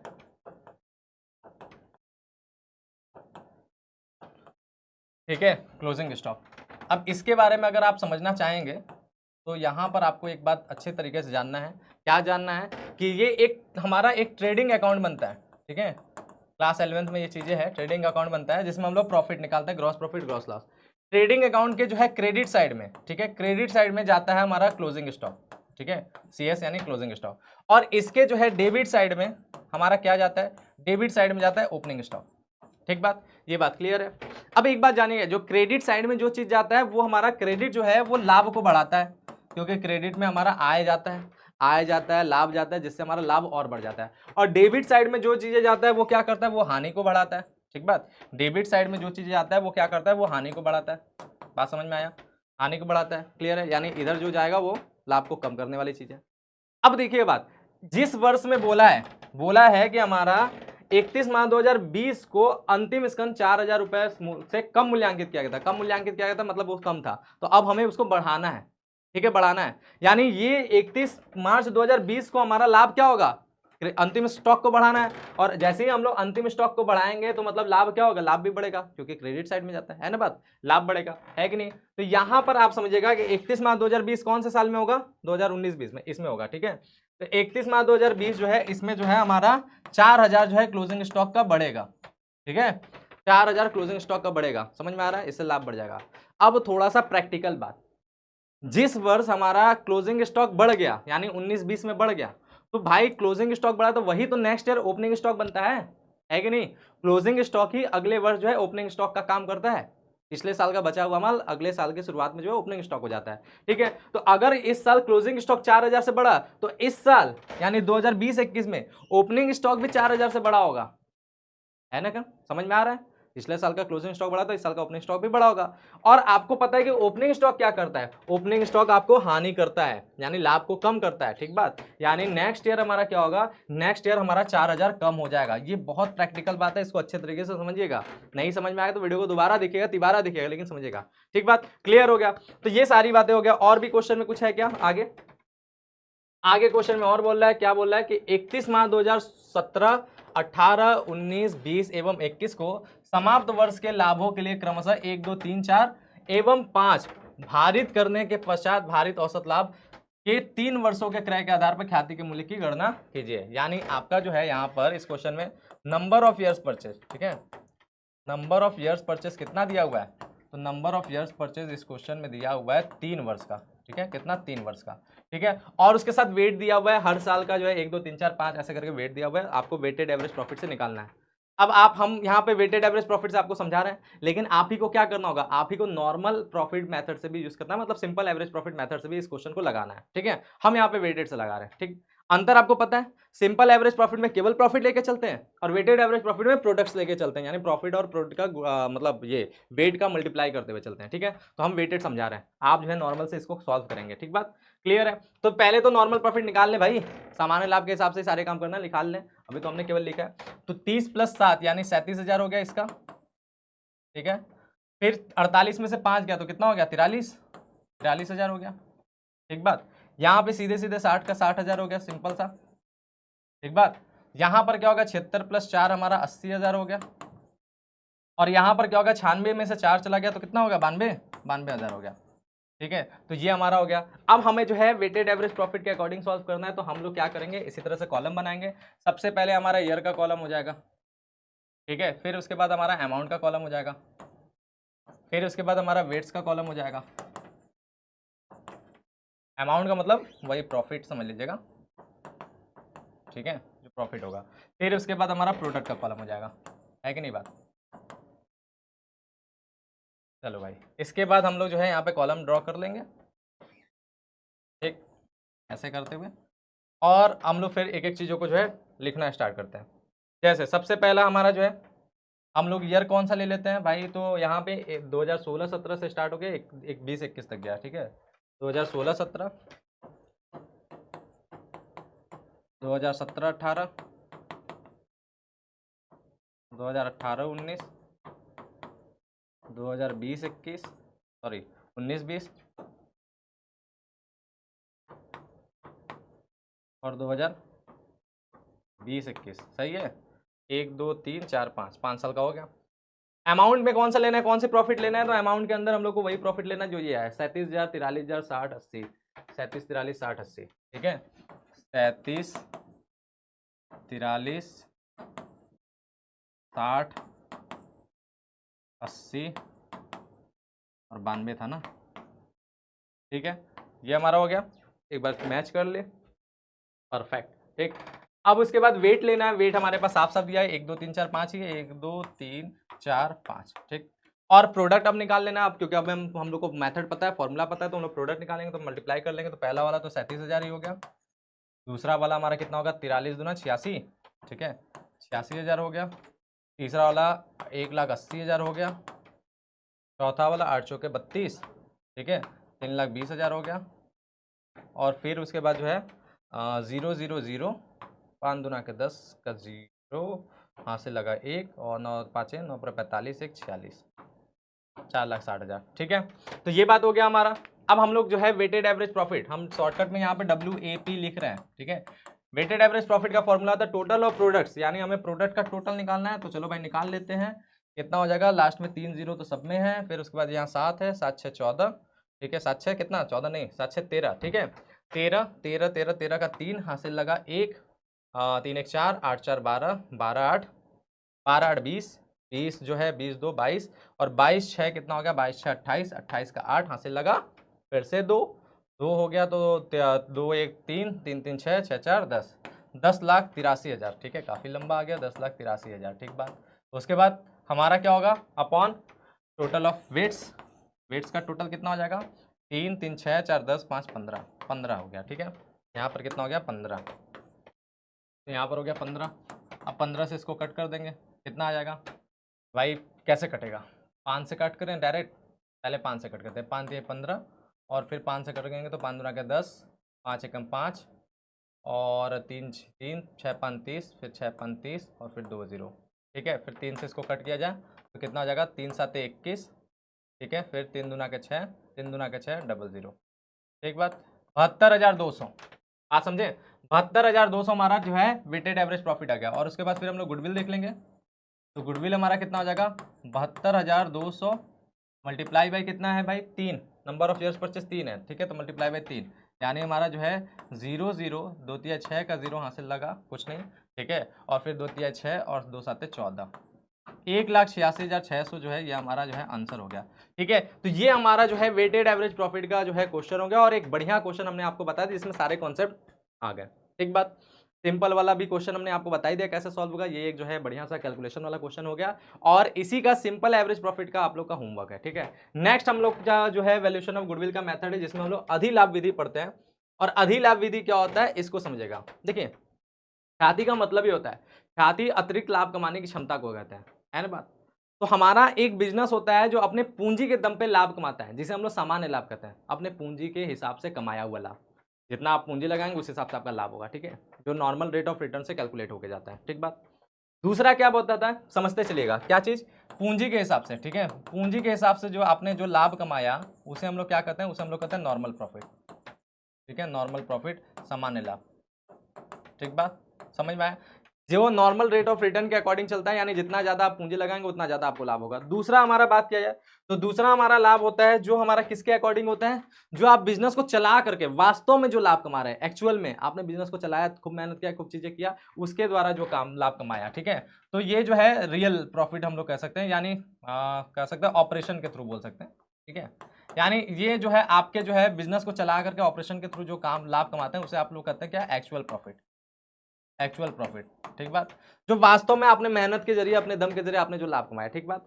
और फिर हमारा क्या होता है, फिर इसके बाद समझिएगा कि इसके अलावा एक जो होता है जो आपका जो है किसके कारण मिलता है, एक जो है आपके ख्याति के कारण मिलता है, आपकी ख्याति ज्यादा है बाकी बिजनेस से, इसलिए आप जो है ज्यादा लाभ कमा रहे हैं, ठीक है। तो एक लाभ होता है जो ख्याति के कारण मिलता है, उस लाभ को हम लोग क्या कहते हैं, गुडविल के द्वारा जो लाभ हमें मिलता है उसके द्वारा जो हम लाभ कमाते हैं उसे हम लोग कहते हैं सुपर प्रॉफिट, ठीक बात, उसे हम लोग क्या कहते हैं, उसे हम लोग कहते हैं सुपर प्रॉफिट, समझ में आया, ठीक बात।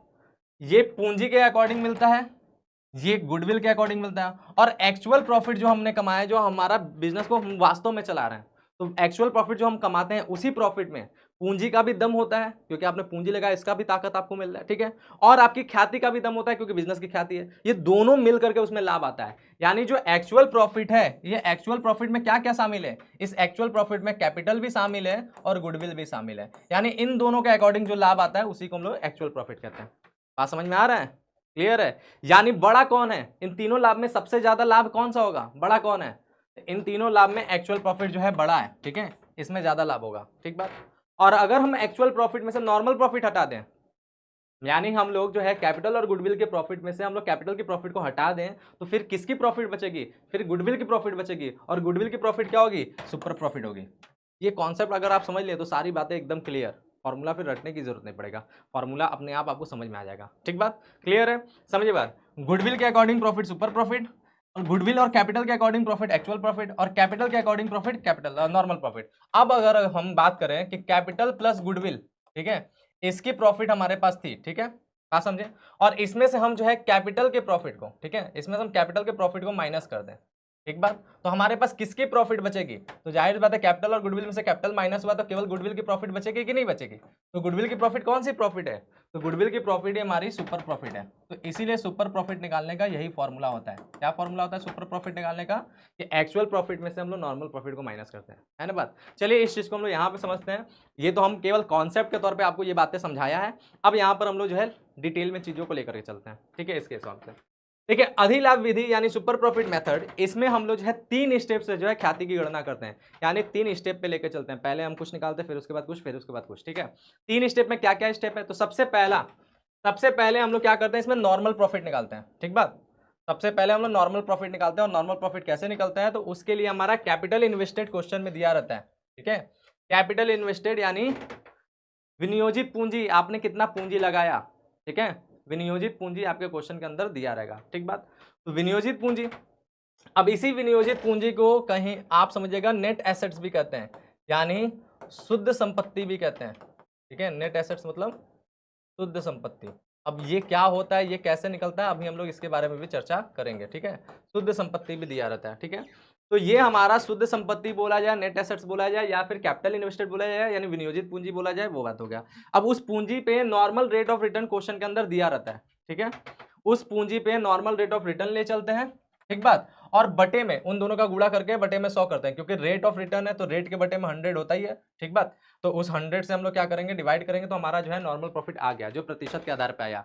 यानी ये कौन सा लाभ है, पूंजी के आधार पे लाभ आया, कैपिटल इन्वेस्टेड है ना, पूंजी के आधार पे आया, ठीक है। नॉर्मल प्रॉफिट आ गया। अब नॉर्मल प्रॉफिट जब आता है तो उसके बाद हम लोग दूसरा सुपर प्रॉफिट निकालते हैं, ठीक है। और सुपर प्रॉफिट कैसे निकलता है, सुपर प्रॉफिट निकालने का हमने तरीका क्या बताया कि कैप जो है हमारा एक्चुअल प्रॉफिट में से नॉर्मल प्रॉफिट माइनस करो, एक्चुअल प्रॉफिट में से नॉर्मल प्रॉफिट माइनस करो। तो इसी तरह एक्चुअल एवरेज प्रॉफिट, अच्छा कभी कभी क्या होगा कि आपके क्वेश्चन में एक्चुअल प्रॉफिट नहीं दिया रहेगा, बल्कि कई वर्षों के लाभ दिया रहेगा। तो कई वर्षों के जब लाभ दिया रहेगा तो उसमें एवरेज प्रॉफिट आप निकालना सीखे ना पहले वाले मेथड में, है ना बात। तो एवरेज प्रॉफिट निकालेंगे, वही एवरेज प्रॉफिट आपका एक्चुअल प्रॉफिट की तरह वर्क करेगा, ठीक बात। तो इसीलिए हमने यहां पर लिखा है actual average profit minus normal profit, ठीक है। एक्चुअल एवरेज प्रॉफिट में से नॉर्मल प्रॉफिट को अगर माइनस कर दें तो हमारा क्या होगा, हमारा जो है यहाँ पर सुपर प्रॉफिट पता चल जाएगा। और जैसे ही सुपर प्रॉफिट आ गया तो फिर सिंपल सी बात है, गुडविल आ जाएगा। तीसरे स्टेप में हम लोग गुडविल निकाल लेंगे। गुडविल बराबर क्या होगा, ख्याति बराबर हो जाएगा सुपर प्रॉफिट को नंबर ऑफ ईयर्स परचेज से, यानी वही क्रय किए गए वर्षों की संख्या जो क्वेश्चन में दिया रहेगा उसको गुणा करेंगे तो उससे हमारा ख्याति आ जाएगा, ठीक बात। बहुत सिंपल सी बात है, इस स्टेप से हम लोग ख्याति यहाँ पे निकाल लेते हैं, ठीक है। अब जैसा हमने आपको बोला कि यहाँ पर नेट एसेट्स भी होता है, तो इसका 2 अप्रोच होता है, ठीक है। आपका एक होता है लायबिलिटी अप्रोच, यानी जो है दायित्व के तरफ से, यानी दायित्व के आधार पर जो है आपको जो है कैसे निकलता है नेट एसेट्स, ठीक है। और एक होता है एसेट्स अप्रोच, यानी संपत्तियों के आधार पर जो है कैसे निकलता है नेट एसेट्स, ठीक है। किसकी बात कर रहे हैं, कैपिटल इन्वेस्टेड की बात कर रहे हैं, कैपिटल इन्वेस्टेड कैसे कैलकुलेट होता है, ठीक है। अगर लायबिलिटी अप्रोच की बात करें तो कैपिटल इन्वेस्टेड बराबर, कैपिटल इन्वेस्टेड को कैपिटल एम्प्लॉयड भी कहते हैं, ठीक है। कैपिटल इन्वेस्टेड बराबर क्या हो जाएगा, कैपिटल यानी साझेदारों का जो पूंजी होगा वो प्लस रिजर्व्स, साझेदारों ने जितने का रिजर्व किया वो प्लस जो है प्रॉफिट, ठीक है, प्लस प्रॉफिट। ये हमारा जो है इसके अकॉर्डिंग लेगा, यानी साझेदारों को मिलने वाली चीज़ों को अगर ऐड कर दिया जाएगा तो वो हमारा कैपिटल इन्वेस्टेड होगा, यानी इंटरनल लायबिलिटी की बात होता है। वो सारी चीज़ें अभी आपको धीरे धीरे जैसे जैसे क्लास आगे बढ़ेगा सब चीज़ क्लियर होगा, ठीक है।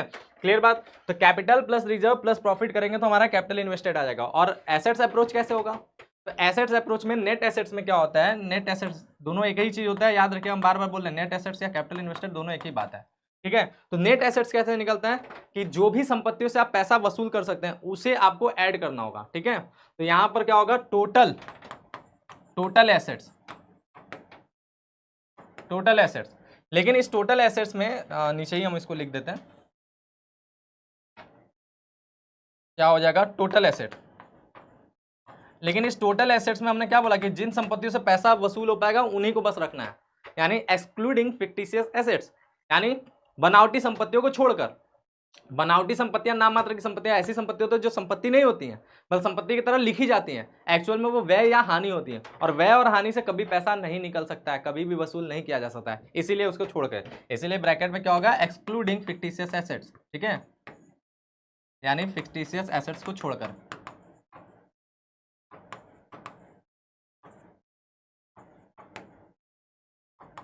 ठीक बात। और इस टोटल एसेट्स में से फिर क्या होगा, आउटसाइड लायबिलिटी को माइनस कर देना। आउटसाइड लायबिलिटी मतलब वो सारे के सारे लायबिलिटीज जो बाहरी लोगों को देना है, जैसे देनदार होते हैं, लेनदार होते हैं, बीपी होते हैं, ये सारी चीजें, ठीक है।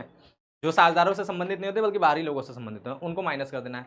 तो उसके बाद जो अमाउंट बचेगा वही हमारा नेट एसेट्स होता है, ठीक है। तो नेट एसेट्स कैपिटल इन्वेस्टेड की जगह पे यूज हो सकता है, ये बात याद रखिएगा। तो ये भी एक फॉर्मूला आपके सामने रख दिया गया।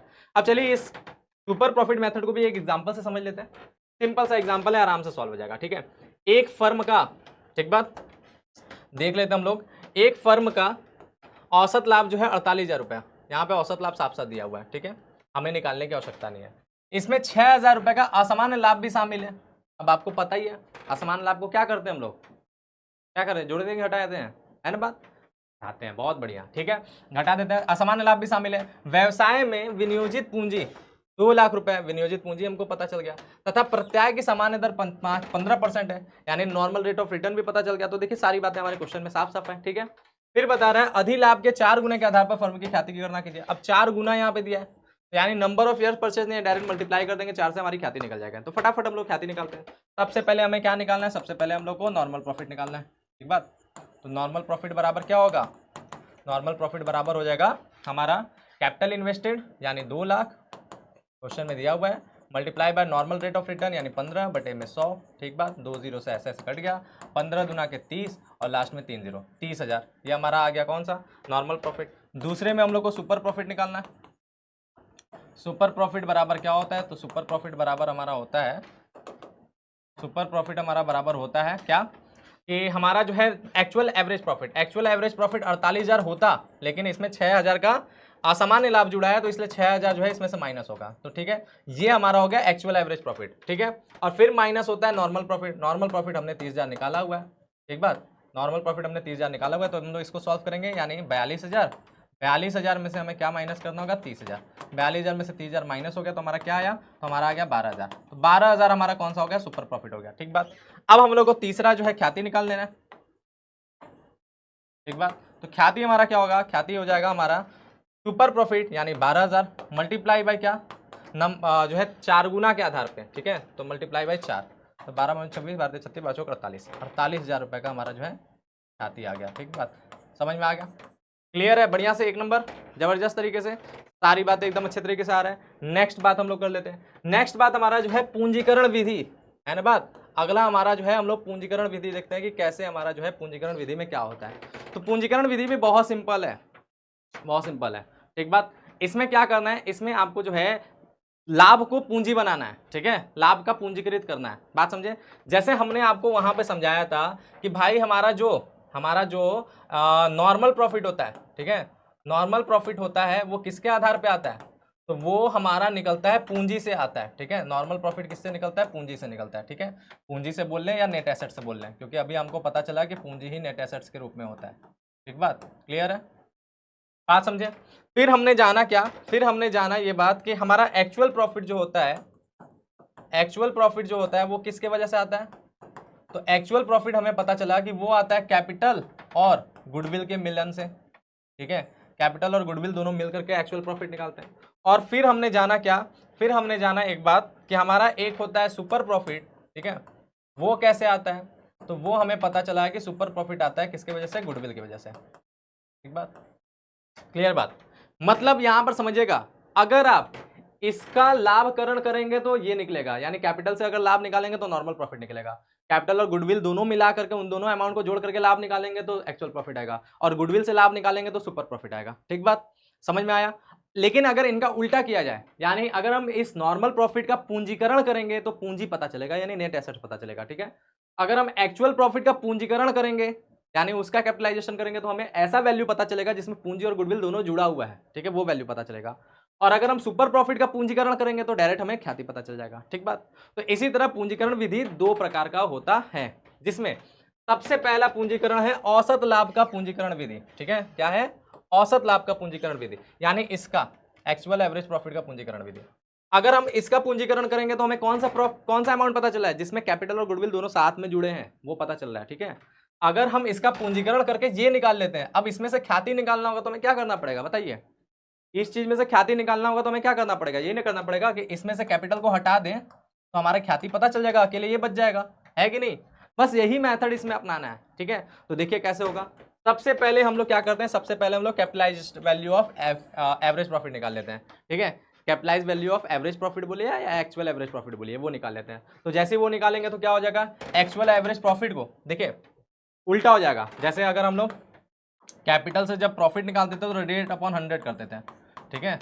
कैपिटल से अगर हम लोग प्रॉफिट निकालते थे, ठीक है, तो ये प्रॉफिट के लिए फॉर्मूला होता था। बात समझ में आया? प्रॉफिट के लिए ये फॉर्मूला था कि प्रॉफिट के लिए हम लोग कैपिटल इंटू रेट अपॉन 100 करते थे। अब हम लोग क्या करते हैं, अब हम लोग क्या करना है, अब हम लोग को प्रॉफिट से ये निकालना है, कैपिटल निकालना है। तो अगर हम लोग को कैपिटल निकालना है प्रॉफिट से, हम लोग क्या करेंगे, उल्टा कर देंगे। प्रॉफिट को जो है क्या करना होगा, प्रॉफिट को 100 से मल्टीप्लाई करके रेट से डिवाइड कर देना है, ये कर देना है, उल्टा काम करना है। समझे बात? यही काम है पूंजीकरण करने का मतलब, उल्टा कर देना। तो देखिए यहाँ पर यही हो रहा है, यहाँ पर हम लोग यही कर रहे हैं। क्या कर रहे हैं यहाँ पर हम लोग कर रहे हैं कि भाई capitalise value of actual average profit, उसके लिए हम लोग एक्चुअल एवरेज प्रॉफिट को ऊपर ले रहे हैं, मल्टीप्लाई बाय 100 कर दे रहे हैं और फिर नॉर्मल रेट ऑफ रिटर्न से डिवाइड कर दे रहे हैं। ठीक बात, सिंपल सी बात है, रेट से हमने डिवाइड कर देना, हो गया काम। और जब ये आ गया, ये आने का मतलब हम लोग कैपिटल प्लस गुडविल का वैल्यू निकाल लिया। अब इसमें से हम लोग को कैपिटल को माइनस कर देना है, ठीक है। तो देखिए फिर गुडविल बराबर क्या होगा, गुडविल बराबर हो गया capitalise value of actual average profit, जो हमने ऊपर निकाला capitalise value of actual average profit, उसमें से माइनस कर दिया नेट एसेट्स। और हमने क्या बताया, नेट एसेट्स ही क्या होता है, कैपिटल इन्वेस्टेड को ही नेट एसेट्स कहते हैं, ठीक है। यानी इसमें से हम लोग क्या माइनस करते हैं, इसमें से हम लोग कैपिटल माइनस करें, वही तो हमने बताया था कि कैपिटल प्लस गुडविल में से कैपिटल माइनस कर दो, गुडविल पता चल गया। तो वही सिंपल सा हो गया माइनस, हमारा गुडविल पता चल गया, सिंपल सा बात है ना बात। फॉर्मूला बकायदे आपको समझ में आ रहा होगा, ये कॉन्सेप्ट आपने समझ लिया, बहुत आसान हो जाने वाला ख्याति। इससे आसान आपको कोई समझ में आ ही नहीं सकता, इस बहुत आसान हो जाएगा, सारे बच्चों को एकदम दिमाग में यहाँ बैठ जाने वाला। फॉर्मूला याद करना आसान हो जाएगा, क्वेश्चन लगाना आसान हो जाएगा, चाहे जितना भी टफ क्वेश्चन हो, है कि नहीं बात क्लियर है। नेक्स्ट बात देखा जाए, अधिलाभ का पूंजीकरण में क्या करना है। अब हमने बताया अधिलाभ का पूंजीकरण यानी इसका पूंजीकरण करना है, और इसका पूंजीकरण करेंगे तो आपको क्या मिलेगा, सीधे गुडविल मिल जाएगा। यानी इसमें आपको कुछ करना ही नहीं, सीधे गुडविल आ जाएगा, ठीक है। तो इसीलिए यहाँ पर फॉर्मूला देख लीजिए, capitalise value of super profit बोल लें या फिर गुडविल बोल लें, ठीक है, बराबर क्या होगा, सुपर प्रॉफिट को 100 से मल्टीप्लाई करो और नॉर्मल रेट ऑफ रिटर्न से डिवाइड कर दो। यही तो फॉर्मूला होता है, उल्टा करना है आपको, इस फॉर्मूला से गुडविल आ जाएगा, ठीक बात। और आपको पता है कि सुपर प्रॉफिट कैसे निकलता है, तो वो मेथड आपको पता ही है। सुपर प्रॉफिट निकालने के लिए पहले नॉर्मल प्रॉफिट चाहिए, एक्चुअल एवरेज प्रॉफिट चाहिए, दोनों का डिफरेंस करेंगे तब सुपर प्रॉफिट आएगा, है ना बात। वो पिछले वाले मेथड में आपको समझ में आया था, ठीक है। तो अब इसके लिए भी एक क्वेश्चन हम लोग फटाफट देख लेते हैं।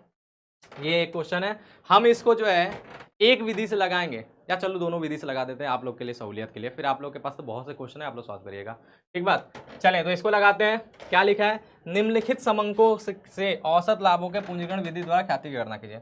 चलो भाई इन समंकों के द्वारा हम लोग जो है क्या निकाल लेते हैं, ख्याति निकाल लेते हैं। क्या क्या समंक है, वास्तविक औसत लाभ जो है 90,000, ठीक है, एक्चुअल एवरेज प्रॉफिट दिया, समान प्रत्याय की दर जो है 12%, चलो ये भी दिया, नॉर्मल रेट ऑफ रिटर्न। फिर बोला है कुल संपत्तियां ख्याति को छोड़कर, टोटल एसेट्स भी हमें जो है 12 लाख का पता है, और बाह्य दायित्व यानी आउटसाइड लायबिलिटी में 5,60,000 का पता है, ठीक है। तो टोटल एसेट्स में से बाह्य दायित्व को हम लोग माइनस करते हैं तो नेट एसेट पता चलता है, ठीक है। तो सबसे पहले हम लोग क्या निकालेंगे, सबसे पहले हम लोग को नेट एसेट्स निकालना है, क्योंकि इसके बिना काम हो ही नहीं सकता, क्योंकि नेट एसेट्स के अकॉर्डिंग ही हम लोग का जो है नॉर्मल प्रॉफिट पता चलता है। तो नेट एसेट्स हम लोग निकाल लिए, कितना आ गया, नेट एसेट्स बराबर 12 लाख, ठीक है, माइनस 5,60,000 बराबर कितना हो गया भाई, 3 जीरो तो सीधे सीधे हो गया, फिर उसके बाद 0 में से 0 गया तो 0, फिर 10 में से 6 गया तो 4, और फिर हमारा जो है 11 में से 5 गया तो 6 5 11, 6,40,000, ठीक है। 6,40,000 हमारा जो है नेट एसेट्स आ गया, ठीक बात, 6,40,000 हमारा नेट एसेट्स आ गया। अब हम लोग इसको दो विधि से लगाएंगे, इस क्वेश्चन को हम लोग दो विधि से लगाएंगे। क्या विधि होगा, सबसे पहला हम लोग विधि अपनाते हैं, कौन सा, capitalise value of average profit, नहीं ठीक है, कैपिटलाइजेशन ऑफ एक्चुअल प्रॉफिट, इस विधि से हम लगा रहे हैं, ठीक बात। और इसी क्वेश्चन को हम जो है दूसरा विधि भी लगा रहे हैं, वो कौन सा विधि हो जाएगा, तो वो हमारा हो जाएगा कैपिटलाइजेशन ऑफ सुपर प्रॉफिट,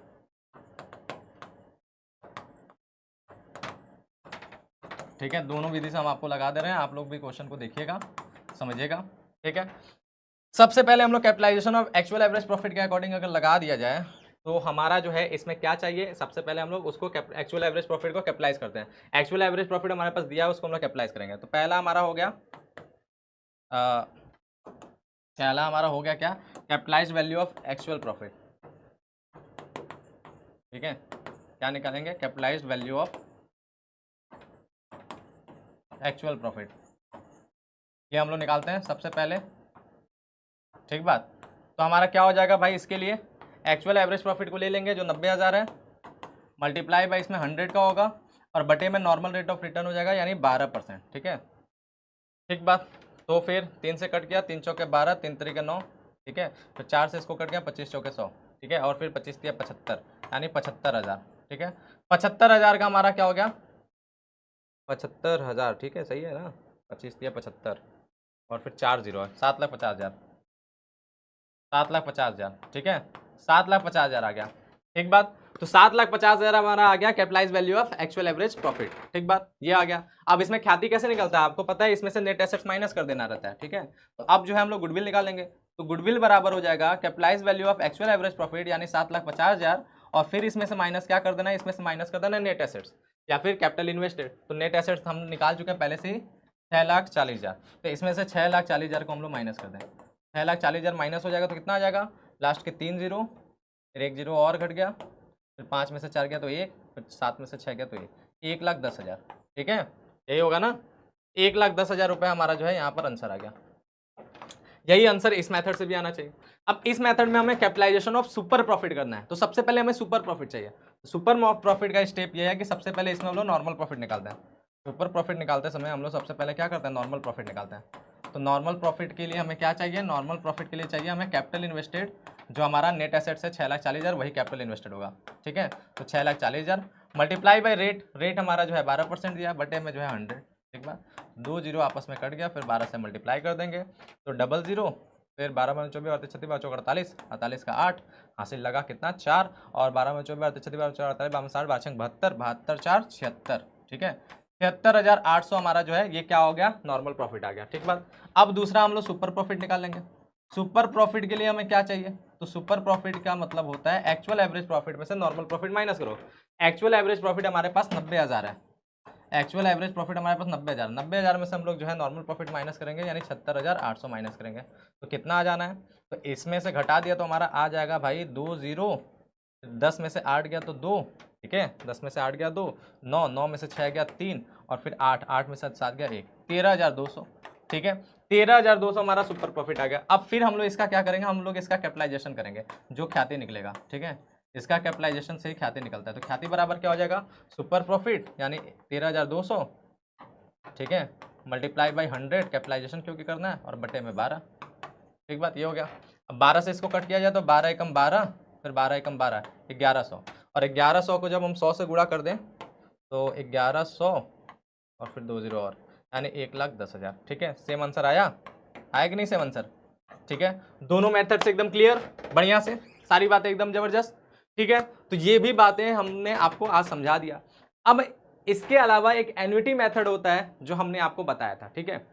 तो एन्युटी मेथड भी हम लोग देख लेते हैं, समझ लेते हैं, लेकिन उससे पहले एक और होता है छिपी हुई ख्याति के बारे में भी क्वेश्चन आता है। देखिए छिपी हुई ख्याति कब देखा जाता है, जब हमारे क्वेश्चन में ख्याति की गणना करने के लिए बोला हो, यानी ऐसे कंडीशन हो जिसमें ख्याति का लेखांकन करना है, ख्याति की गणना करना है, लेकिन क्वेश्चन कहीं से भी पढ़ करके हमें नहीं समझ में आ रहा है कि उसमें ख्याति निकल सकता है, यानी उसमें कुछ भी नहीं दिया है। ऐसा भी नहीं दिया कि हम सिंपल एवरेज प्रॉफिट लगा लें, या वेटेड एवरेज प्रॉफिट लगा लें, या सुपर प्रॉफिट लगा लें, या फिर कैपिटलाइजेशन मेथड लगा लें, ऐसा कोई टर्म्स ही नहीं दिया है, कुछ टॉपिक ही नहीं दिया है, लेकिन फिर भी ख्याति की काम करना है, तो वहां पर हमारा जो है छिपी हुई ख्याति का जो है मेथड यूज होता है। और छिपी हुई ख्याति के लिए गुडविल का एक फॉर्मूला होता है, सिंपल सा। क्या होता है गुडविल का फॉर्मूला, कि इसमें total capital of the new firm on the basis of new partner, ये नए साझेदार के प्रवेश के समय होता है, ठीक है। तो नए साझेदार के आधार पर जो है फर्म की कुल ख्याति निकालते हैं, किसके, नए साझेदार के पूंजी के आधार पर, और फिर उसमें से माइनस कर देते हैं ज्वाइंट कैपिटल, ठीक है, या कंबाइंड कैपिटल बोल रहे हैं इसको, क्या कहते हैं इसको, हम लोग कहते हैं कंबाइंड कैपिटल, बात समझे। उसमें से कंबाइंड कैपिटल को माइनस कर देंगे, यानी जो भी संयुक्त पूंजी होगा, बाकी साझेदारों के पूंजी को ऐड कर लेंगे, जो संयुक्त पूंजी होगा उसको माइनस कर देंगे, तो माइनस करते ही हमारी ख्याति की गणना हो जाती है। इसके लिए चलिए एक एग्जांपल देख लेते हैं।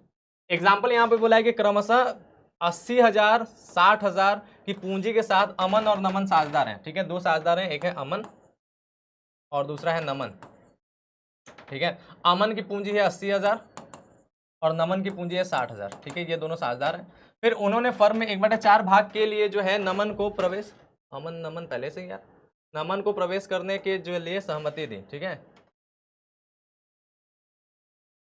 नमन यहाँ पर नहीं होगा, यहाँ पे चमन होगा, ठीक है, ये जो है टाइपिंग मिस्टेक। चमन को प्रवेश करने की सहमति दी, तो एक नया साझेदार यहाँ पे चमन आ रहा है, ठीक है। चमन जो है एक नया साझेदार है एज ए न्यू पार्टनर, ठीक है। और इस चमन को जो है, चमन जो है पूंजी कितना ला रहा है, तो चमन पूंजी ला रहा है 80,000, और इसका जो है शेयर प्रॉफिट शेयर कितना है 1/4, ठीक है। तो ये आ रहा है। फिर बोल रहा है कि फर्म की ख्याति की गणना कीजिए, ठीक है, फर्म की ख्याति की गणना कीजिए। तो अब हम लोग को ख्याति की गणना करना है। तो सबसे पहले हमें क्या करना है, सबसे पहले नए साझेदार के शेयर और पूंजी को लेकर के हम total capital of new firm निकालते हैं।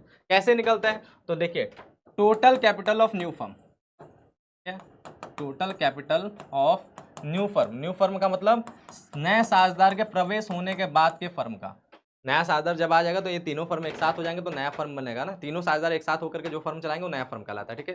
तो उस नया फर्म का जो है कुल पूंजी कितना होगा, तो उसके लिए क्या करना होगा, उसके लिए नया साझेदार की पूंजी ले लेते हैं यानी 80,000 नया साझेदार की पूंजी, और मल्टीप्लाई बाई कर देते हैं जो उसका शेयर होगा उसको उल्टा करके यानी 1/4 को 4/1 कर देंगे, ठीक है, उल्टा करके मल्टीप्लाई करेंगे यानी 4/1, तो कितना हो जाएगा 8 चौके 32 यानी 3,20,000।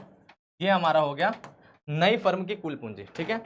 फिर दूसरा में हम लोग क्या निकालते हैं, तो दूसरा में हम लोग कंबाइंड कैपिटल निकालते हैं यानी संयुक्त पूंजी निकालते हैं। और कंबाइंड कैपिटल में क्या करते हैं कि जो भी साझेदार हैं सबकी पूंजी को ऐड कर देते हैं यानी 80,000 प्लस 60,000, ये पुराने दोनों साझेदार की पूंजी हो गया, और प्लस 80,000, ठीक है, नया साझेदार की पूंजी ऐड कर दिया तो कितना होगा 8 8 16 16 4 20, ठीक है, यानी 16 16 6 2,20,000, ठीक है, 2,20,000 हो गया, सही है ना, 8 8 16 16 6 22, ठीक, सही है। तो 2,20,000 हो गया। अब इसके हिसाब से फिर हम लोग गुडविल निकलेगा, तो गुडविल बराबर यही होता है कि total capital of new firm यानी 3,20,000, और फिर माइनस हम लोग कर देंगे क्या, कंबाइंड कैपिटल यानी हमारा 2,20,000। तो इसमें से हमारा जो है क्या हो गया, फर्म की ख्याति हमारा हो गया, तो फर्म की ख्याति हमारा 1,00,000 रुपये हो गया, 1,00,000 रुपये फर्म की ख्याति हो गई। अब ये 1,00,000 जो ख्याति है ना वो सबकी ख्याति, पूरे फर्म की ख्याति निकल गया, ठीक है। और हम लोग अभी तक जितना भी ख्याति का मूल्यांकन किया वो पूरे फर्म की ख्याति का मूल्यांकन किया। बात समझ में आया। तो ये हम लोग का आज का पूरा टॉपिक था, लेकिन हमने बोला था कि आपको एक एन्युटी मेथड भी हम समझाएंगे। तो एन्युटी मेथड यानी वार्षिक वृद्धि जो होता है उसमें कोई बड़ी बात नहीं होता है, एन्युटी मेथड या फिर बोल लें वार्षिक वृद्धि पद्धति।